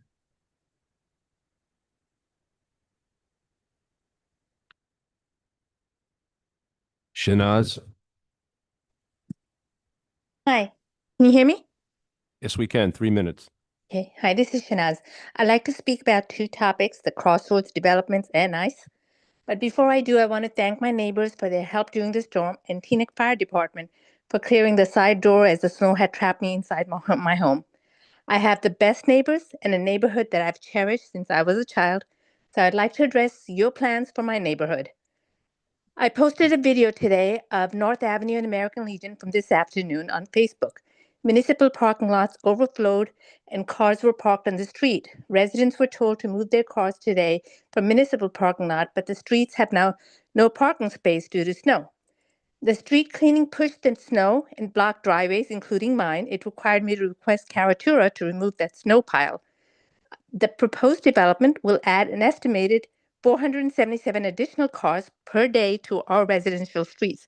This is a significant change that will affect not just this neighborhood, but the entire town, especially families shopping at Stop and Shop and parents transporting children to schools. This area is already heavily trafficked throughout the day, and this level of development raises real concerns about safety, congestion, air quality, and quality of life. We respectfully request updated independent studies on traffic, noise, environmental and utility impacts, emergency response times, flooding and drainage, and impacts on local schools. We ask you to engage neighbors and make a decision that protects our children and our community for future generations to come. The second topic I'd like to address is ICE. The Council's comments tonight about ICE agents operating in Teaneck are mild, late, seem technical, and do not demonstrate a sense of urgency. The residents posted several videos on social media. One ICE agent on camera mentioned that he was born in Teaneck. Sightings were reported on DeGraw Avenue, Tryon Avenue, and other locations throughout Teaneck.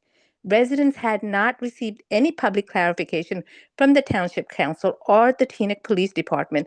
That silence has created fear and uncertainty, not only for immigrant families, but also for U.S. citizens at a time when social media is filled with ICE terrorism.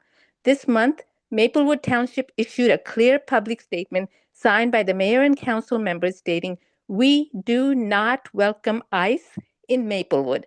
Maplewood reaffirmed that local police cannot and will not ask immigration status, enforce unsigned warrants, or participate in ICE's civil immigration enforcement.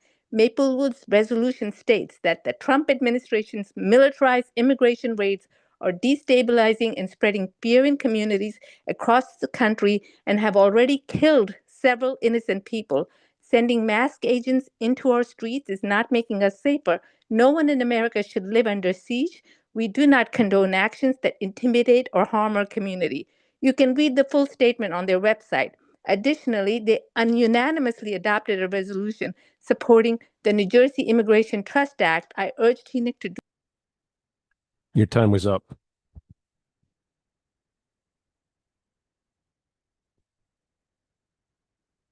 And the last hand I see is Rachel Szyminski. Semsky?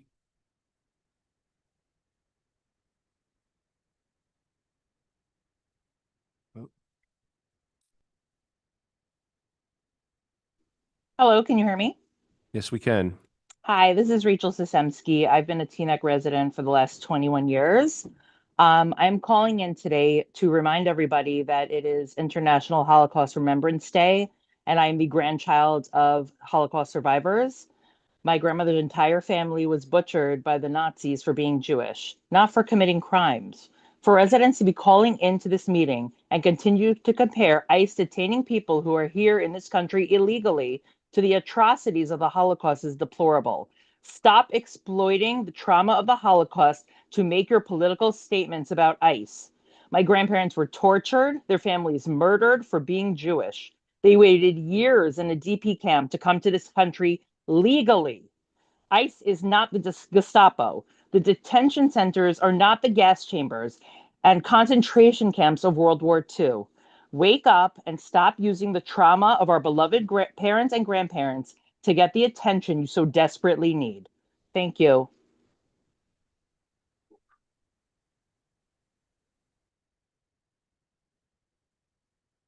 A. Marty, did you want to speak? Was your hand up?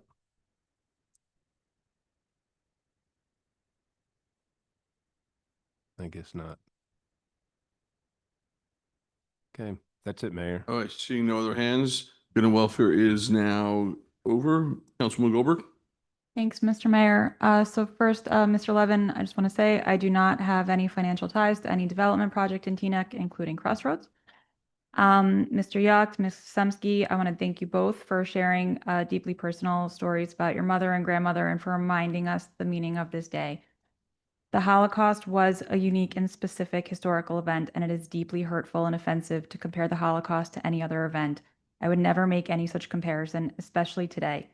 The Holocaust cannot be distorted, diluted, or used as an analogy, and that's precisely why the United States Holocaust Museum has publicly stated that such equivalences are offensive and unacceptable. They made that statement today.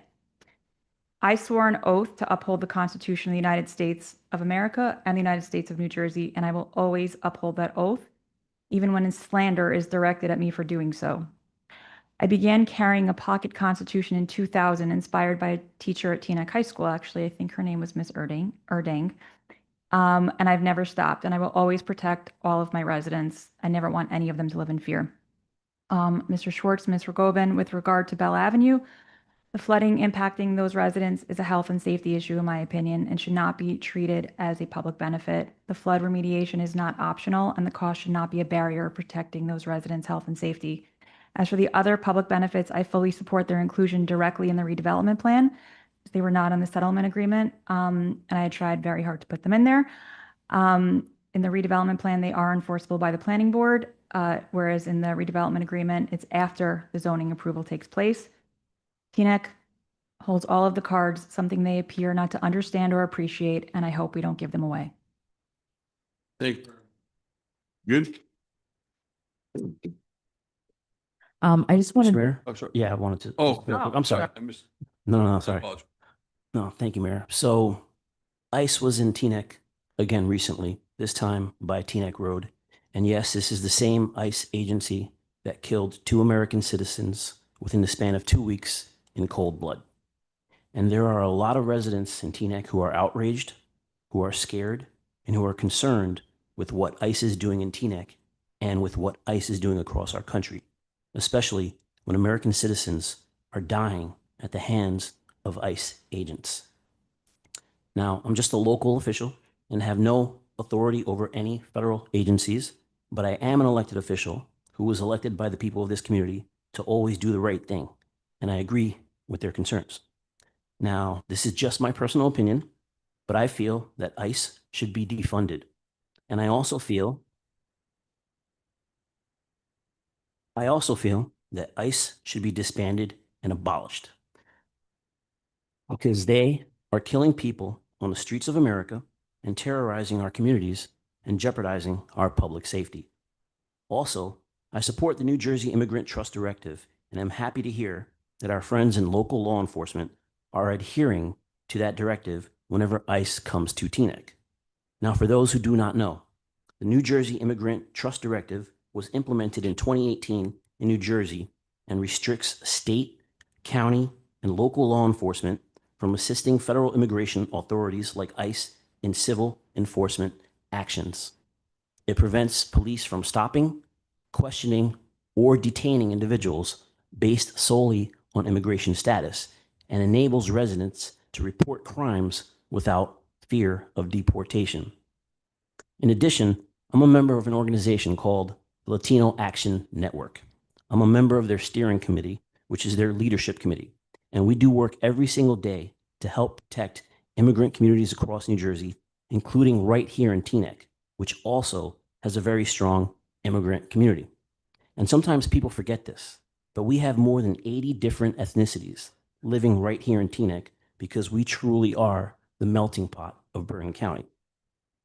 I will always support our immigrant community, and I will always support the New Jersey Immigrant Trust Directive, and I will continue to support any local plan, any local program, any local initiative, any resolution, and any ordinance that will help keep ICE out of Teaneck, because I don't want ICE in Teaneck, and neither should you.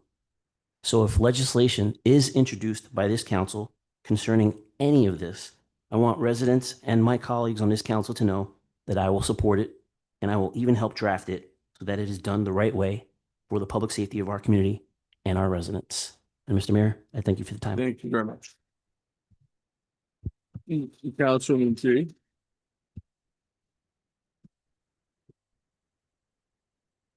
So a lot of what I was going to say, I'm happy to hear Councilman Pagan already shared. I fully, wholeheartedly agree with him as it relates to ICE. I do not want them in Teaneck. I was so happy to hear from Chief today that they have reiterated that they are fully compliant with the Immigrant Trust Directive. They have sent out recently memos to the entire police force to ensure that they are fully aware of all of the aspects of the ITD. And so we're so happy that's already happening. I will fully support any legislation, any resolution that we decide to draft addressing ICE and Teaneck. I'm happy to work with you on that offline, Councilman Pagan. I also want to see what else we could be doing. I think there are opportunities to partner with the Board of Education on educating our families. Know your rights. We passed that resolution a few months ago. Reinforcing the safe zone policies, as one caller mentioned. Really trying to educate people about what they can do if they're caught in those situations. Many of you may not know, I'm the daughter of a Haitian immigrant. My mother still speaks English with a thick Haitian accent, and she's worried about walking on the street, whether people will believe that she's a US citizen. And so this hits really close to home for me. I know it hits really close to home to many of you and those who have called in. So this is something that we cannot ignore. So I just wanted to reiterate that. To answer the questions, so I think I answered, Dwayne, your question, but I also want to answer the other question that came up. I do not have any financial gain with any developers in Teaneck. Thank you. Please, Paul, please.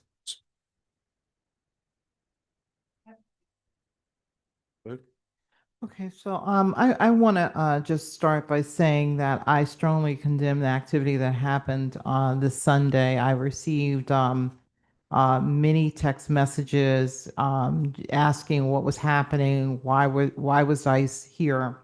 I pray first and foremost too for the families that have been murdered, both protesters in support of their neighbors.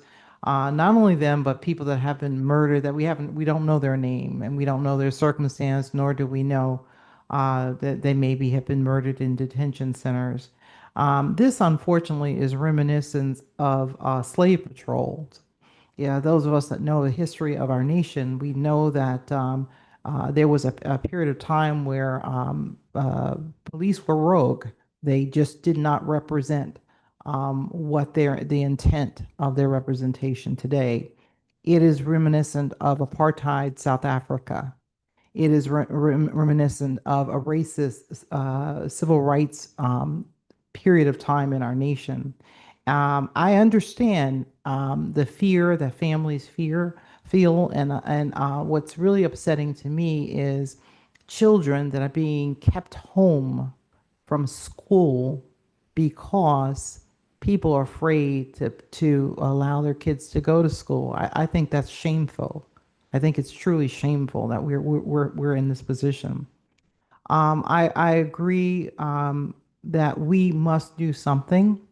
And the first thing that we did was that we asked, in fact, my colleagues can tell you, one of the very first questions I asked in the text on Sunday was, where is our chief of police?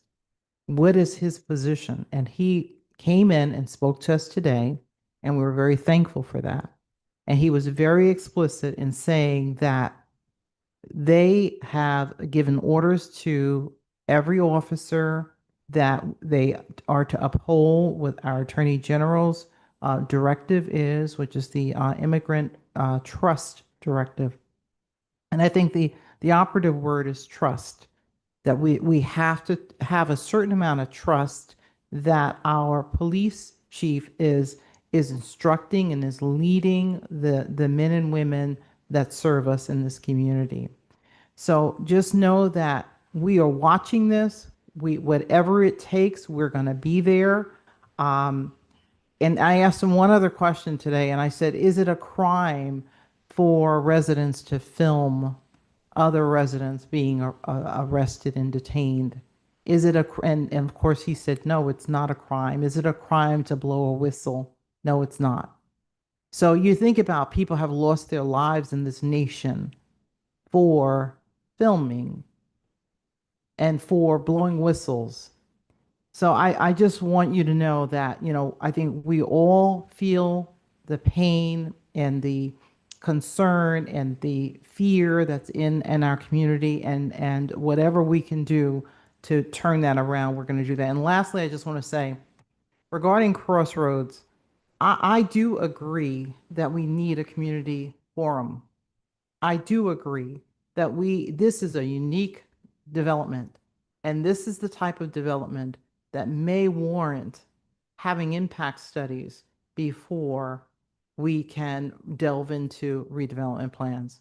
So I do believe that there is a certain amount of collaboration that this developer has to come to the table with, and understanding that we have to see it before we can buy into it. So I just want to end by saying that. Thank you.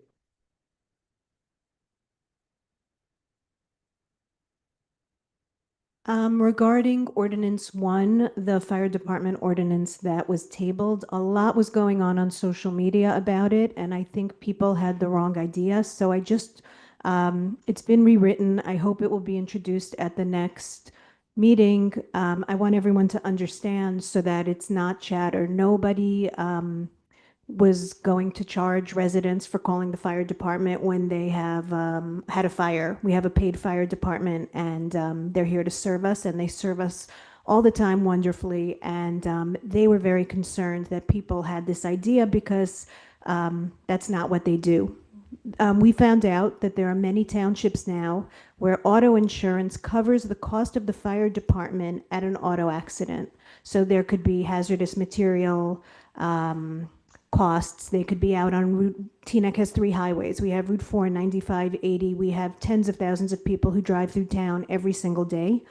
And there is prior legislation now where the fire department can actually charge people for that through their auto insurance and not collect from them if their auto insurance doesn't pay it out. And that was the impetus for this ordinance.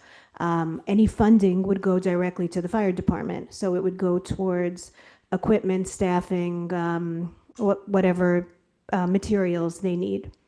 But when things spiral on social media, they spiral, and this is what became of this. And in discussions with the union, we came up with wording with the attorney that we think everybody will be comfortable with, and also will allow us to support the fire department monetarily. Not everybody has home insurance, but everyone who has a car is required to have auto insurance. And so this would be one way to support the fire department. And Scott, is there anything that I said that I forgot? I mean, I think that's correct. I think it's yeah, the ordinance was very, to be clear about it, it was never meant and did not ever cover housing, a house fire or anything like that. It was really meant for, just said, car fires or hazardous hazardous materials anything like that that would require the fire department. Edifications, standbys, if a group decides they want to do fireworks, something that they could charge them for Yeah. also. Exactly, that's exactly right. Okay, so that's that. To Ms. Horowitz, if you're still watching, if you could send an email about that. I know that we allow 3-year dog licenses now because it was very cumbersome to get them every year, and it doesn't make sense to me that we would require you to immunize a dog earlier than you have to. Ms. Bayowitz, your poem was amazing and made me smile. And just a shout out without rhyme to the manager who has been on since before the snow started, round the clock, to the DPW and to Trayvon, also working round the clock shifts, and also to the people who were good neighbors and helped each other out. So many people you see, they don't have big enough driveways, but other people, they'll have a neighbor who will allow them to park in their driveway. We haven't had a snow like this in a while, but growing up we did. And the whole block would be out shoveling together and helping each other. And the younger kids would be cleaning the cars while the older people would be doing the shoveling, and one person with a snowblower. My husband does the block. And many people really went through the storm and did it. It was an opportunity for them to shine. And that's really what Teaneck is about. You know, other people were on social media complaining, but that's social media. I do hope that one good thing that will come from this development, and I know some people don't like to walk across Cedar Lane, but all the cars that are out there now, Mr. Levin had to go move his car. It's really hard for the DPW to plow the municipal lots once there are cars in them, and people come and clean them out, and then people have to move the cars. There will be covered parking for people to put their cars in. And so I know that the lot by Stop and Shop, across the road from Stop and Shop, is probably a mess right now. And tonight everyone had to move their cars at 8 o'clock, and now they're coming in to clean that up. And I hope that this will take some of that away. I hope this will be one good thing. Thank you. Thank you very much. I'll make some brief comments, but Deputy Mayor Organizer is saying this, and I'm realizing that, yes, the parking garage that we're building will be open for residents to move their cars. I may move my car there. Then I don't have to clean it after. So that may be a great idea. Mr. Levin, very good comments on the your financial concern. New Jersey has a great form a great requirement that everyone here must fill out, as well as our planning board and our board of adjustment and a few other employees. The NJ elect what's the word? It's our financial forms that we all have to fill out. You can go online, you can look at our financial forms, see where any investments or any conflict of interest we may have. Personally, I make sure I do not own anything whatsoever in the state of New Jersey outside of my house for many reasons, but specifically for that one as well. So I do not have any conflict of interest, though your concerns are noted, and I appreciate your comments. Lastly, there were some concerns about this council wanting to making sure that remediation of the water is the first and foremost on our minds. It absolutely is. There is no one in this council that wants to see any project being built that will not guarantee the remediation of water. Otherwise, we've just wasted years of our life and decades of other people home ownership. So that is something that no one here wants to take for granted and make ink gloss over. So that you have my word on that as we continue to work on these projects. With that said, we're ready for the rest of the meeting. And Ms. Clerk, I'm going to turn it over to you as it relates to the consent agenda and the bill list.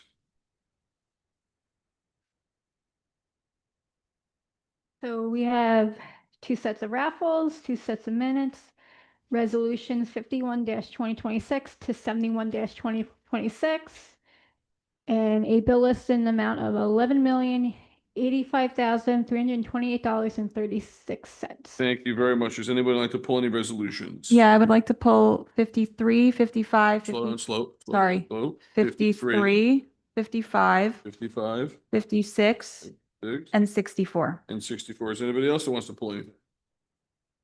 What number is that? I'm sorry, Councilwoman Goldberg, you said 53, 53, 55, 56. 56, and 64. And Deputy Mayor Organ is pulling 67. With that said, anybody else on the poll? I'd like to make a motion to pass the resolutions listed, the remaining, as well as the bill list as in the amounts given. We have a second. Second. Okay, when you're ready, Ms. Clerk, please take the roll call. Councilwoman Goldberg, All right, this is gonna be, I just want to go through it. So these are I'm gonna go through the yeses first, okay? Well, I know, slowly. So these are the yeses only. Yes on 54, 57, 59, sorry, 59, 60, 61, 62, 63, 65, 66, 68, 69, 70, 71, and a yes on the bills list except the invoice to Pascack Valley Water Commission for $19,244.29. That's a no. Thank you. Then I'm abstaining on 51 and 52 because the township code says it's either mayor appointments, and I'm not quite sure why we are voting on it, so I'm abstaining. And then I would like to read a formal statement. I'm recusing on 67. Wait, sorry, she pulled it. Sorry. Okay. So that's Thank that's you. it then. Thanks. okay. Councilman Pagan, Kristen, I'm a no on 58, but a yes on everything else.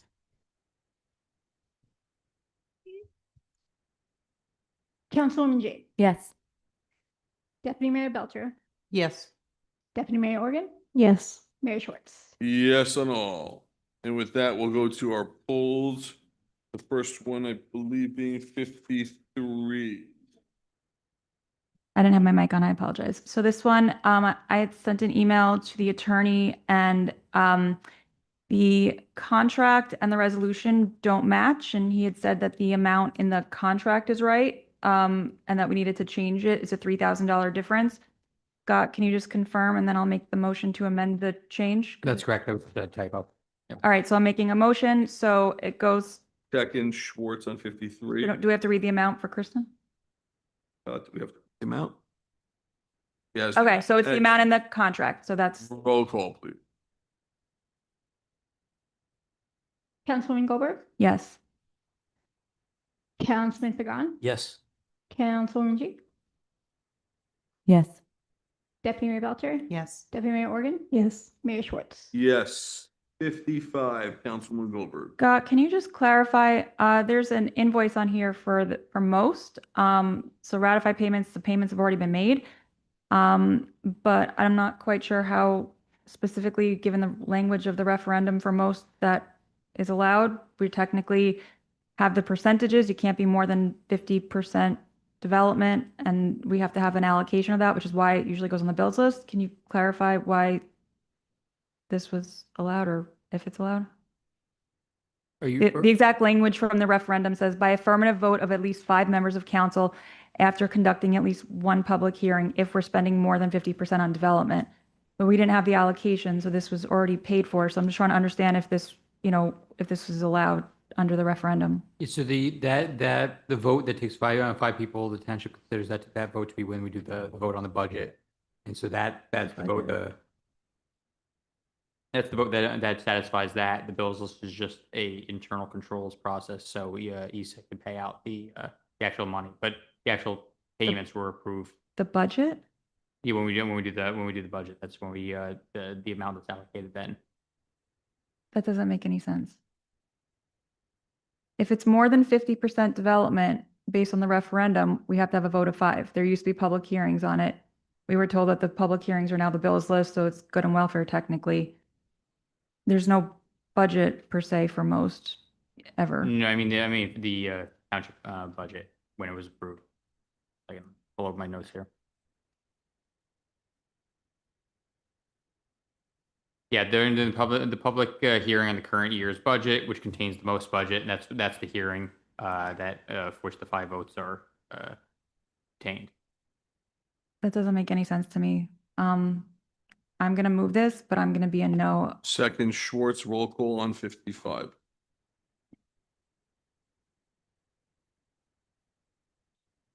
One second. Councilwoman Goldberg, No, because it's not in line with the Yes or no referendum. question? Councilman Pagan, No. Councilwoman G, Yes. Deputy Mayor Belcher, Yes. Deputy Mayor Organ, Yes. Mayor Schwartz. Yes. 56, Councilwoman Goldberg. Yeah, so these are the budget transfers. These are large dollar amounts going from fire wages and crossing guards, which is a contract, into electricity, which the CFO did send me the backup for. We are overspent on electricity by 131% and streetlights by 115%. When was the last time that we even looked at this part of the budget that we're moving it out of fire and a crossing guard contracts? I'm not sure if you're aware of what's going on in the state of New Jersey, but electricity costs are through the absolute roof, and we thank the governor for declaring an emergency in day one of her administration, as every single resident in this town and state is suffering, including our poor lights. So as to the why, that's to the why. As to the where and how, I defer to the CFO in that regard. So, Ms. Manager, if that's something you want to address, or if there's no other questions, we'd move it. Is that something that we're going to address in the budget this year Absolutely. The CFO is always looking for ways to save money. Unfortunately, we hope our governor can help us in that regard, because it really is the supply portion is what we can control, not the delivery portion, and the supply per kilowatt hour is up as well as a result. And why was there so much surplus from the fire department wages for this year? I think that's a Because question we're for the behind manager. on hiring 8 to 10 people. Wait, it's a question for the manager. I understand, but I'm running the meeting, so I'll address the manager. Thank you very much. I can. Lisa has his hand raised if you want me to bring him in. Sure.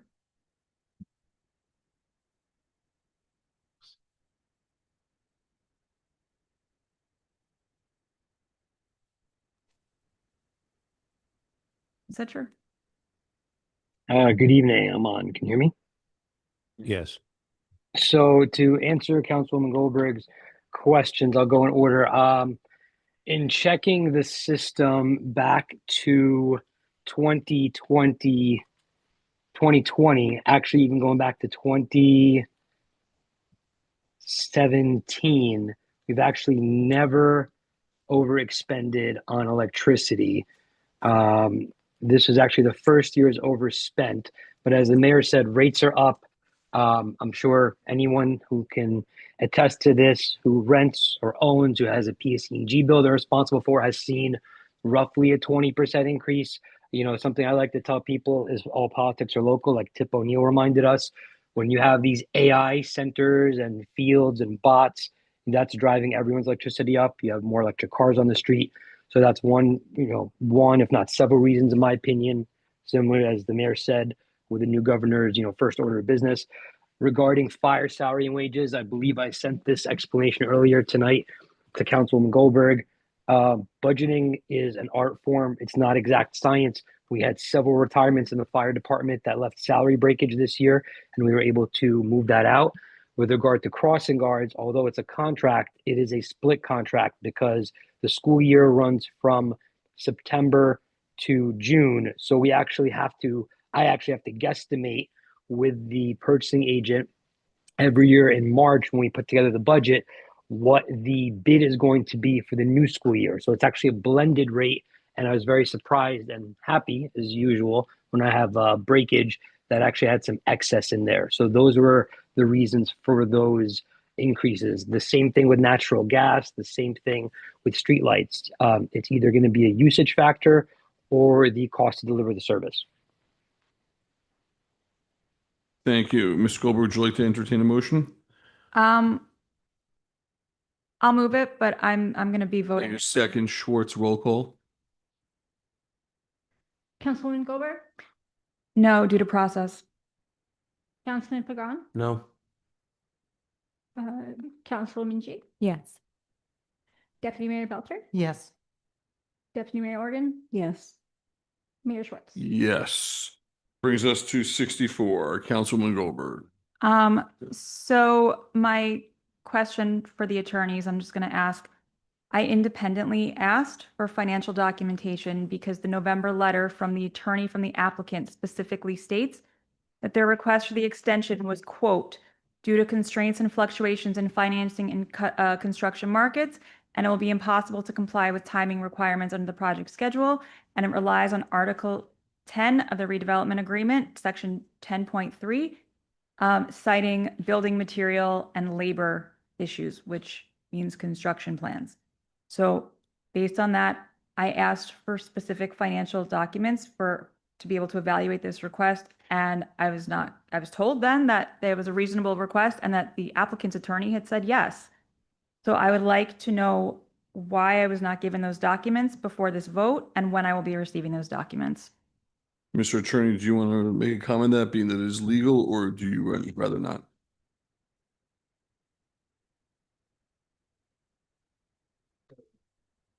Is it on now? Yes. Okay. The request for that information was reasonable at the time.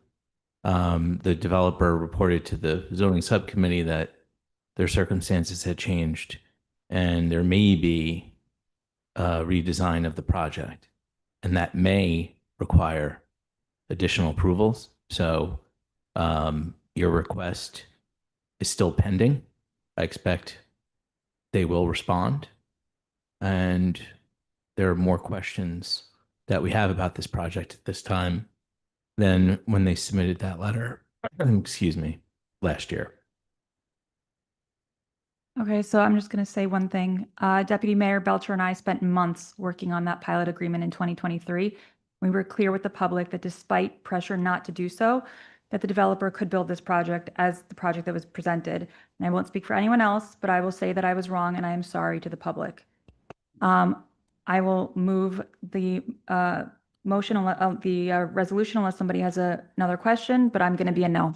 I will second it, but before I second, the Deputy Mayor Belcher. I just want to query the attorney. When it comes to building material and labor, in the 90 days extension, assuming that we vote in favor of the 90-day extension, you will, meaning the lawyers will work with the planner and the developer to ascertain that type of analysis. Is that right? The developer has come to the town and they said, notwithstanding the site plan approval that was received and the redevelopment agreement that was entered into and the financial agreement that was entered into, the developer is having trouble getting financing and advancing the project. And they've asked, would we consider revisions to that project? And the 90 days that this resolution would provide is for the township professionals to review the new concept and understand the developer's position as to whether they can go forward or not, whether approvals need to be amended or not. And ultimately, it will be this governing body's decision as to all those things. So after that analysis, you will come back to the governing body and you will tell us what your findings are. And we then will be able to make a determination how we should proceed. Correct. And at this point, we are still unclear as to what decisions you as a governing body need to make in order for this project to advance. So I make no decisions. You make all the decisions.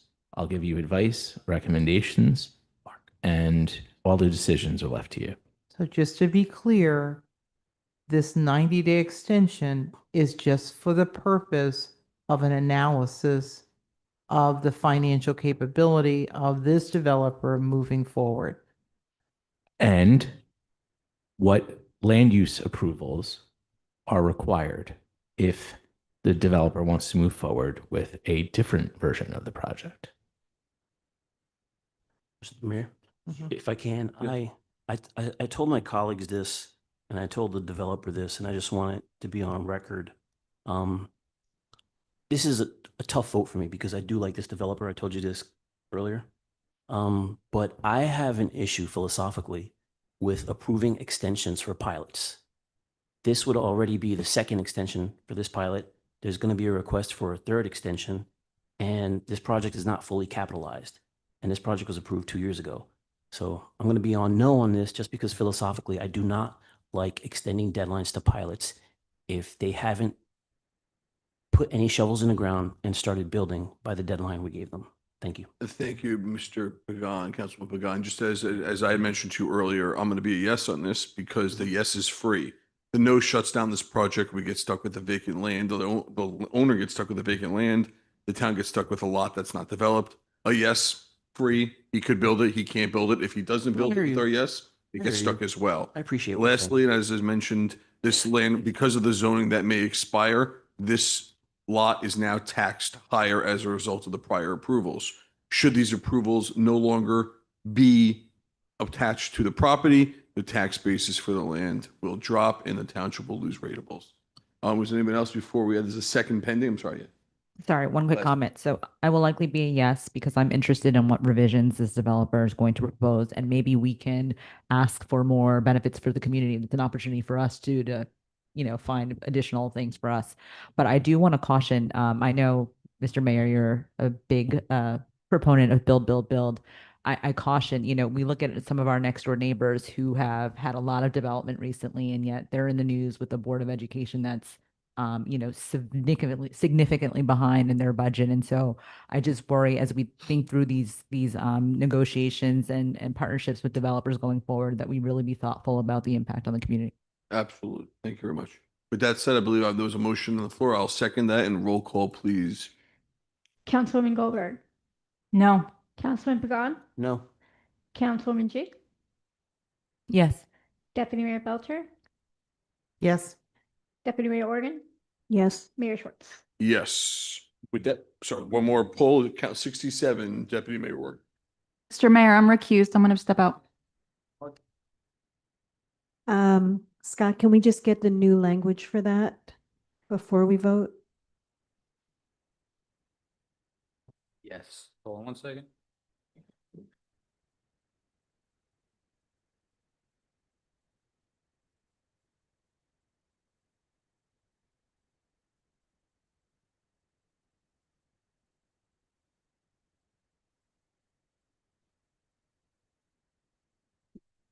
The language is to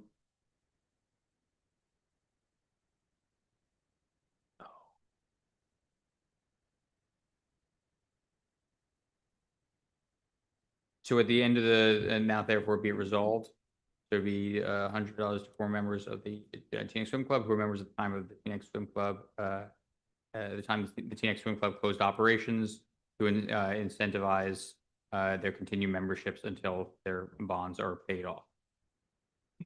Kristen, you have that? Oh, You have Scott, you need something? Yeah, not a problem. then I'll move it. Okay, second Schwartz, roll call, please. Councilman Pagan, No. Councilwoman G, Yes.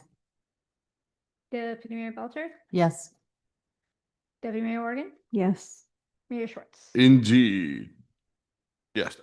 Okay. And with that, we will move from consent agenda under to introduction. Did I get this right? Introduction, I believe. Ms. Clerk, right? And let's go ahead. We have 4 ordinances up tonight for introduction. The Ordinance 4-2026 is amending the Township Code for the Township of Teaneck to create a Department of Management Information Systems and Information Technology.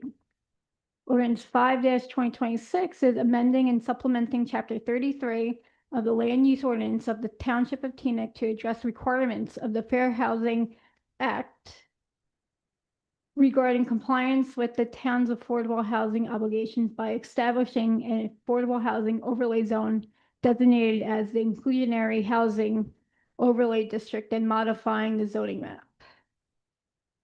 Ordinance 6-2026 is amending and supplementing Chapter 33 of the Land Use Ordinance of the Township of Teaneck to address the requirements of the Fair Housing Act regarding compliance with the town's affordable housing obligations by establishing an affordable housing overlay designated as the conclusionary housing 2 IH-2 overlay district and modifying the zoning map.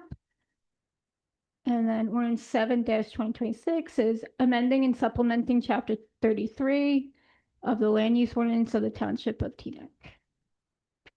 Okay, with that said, I'll make a motion to introduce all this 4, 5, 6, and 7, correct? Yep. We have a second. Second. Let's do roll calls. Would you like roll calls individually or we'll do roll calls? Okay, and ordinance number 4. Councilwoman Goldberg, Yes on 4. Councilman Pagan, Yes. Councilwoman G, Yes. Deputy Mayor Belcher, Yes. Deputy Mayor Organ, Yes. Mayor Schwartz. Yes, ordinance 5, please. Councilwoman Goldberg, No, I have master plan consistency concerns. Councilman Pagan, No. Councilwoman G, Yes. Deputy Mayor Belcher, Yes. Deputy Mayor Organ, Yes. Mayor Schwartz. Yes, on 6. Councilwoman Goldberg, Abstain. Councilman Pagan, Yes. Councilwoman G, Yes. Deputy Mayor Belcher, Yes. Deputy Mayor Organ, Yes. Mayor Schwartz. Yes, and on 7. Councilwoman Goldberg, Yes. Councilman Pagan, Yes. Councilwoman G, Yes. Deputy Mayor Belcher, Deputy Mayor Organ, Yes. Mayor Schwartz. Yes, those are on for introduction. Before I make a motion to adjourn, just one quick clarification. My comments tonight about the ice happening on Sunday, the event was actually Saturday. I read about it on Sunday and I apologize for that correction. With that said, is there a motion to adjourn? So moved. So moved. Have a good night, people. Stay safe, stay warm, stay dry. Meeting adjourned, 10:37 PM.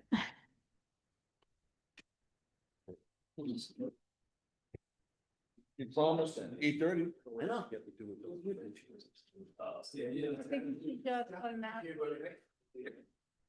Because it's no more time. Yeah, I'm ready. Yeah.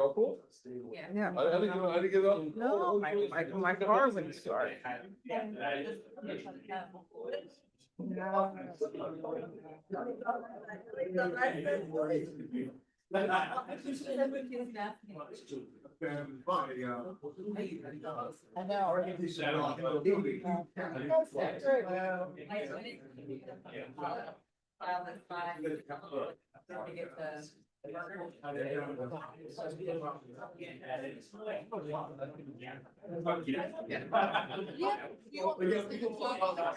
Yeah, okay. But you said it's like, practically like a corner road. Okay, all right, just let me know. Like, think about, yeah. Yeah, we need the recent. Yeah. No worries, no worries. Yeah,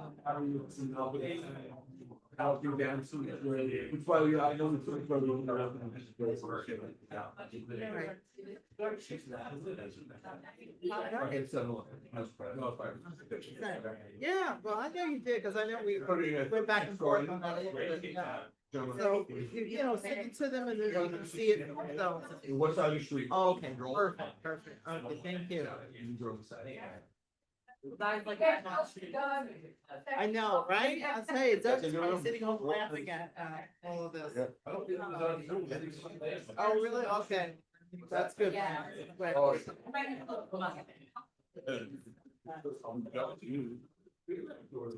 Yeah.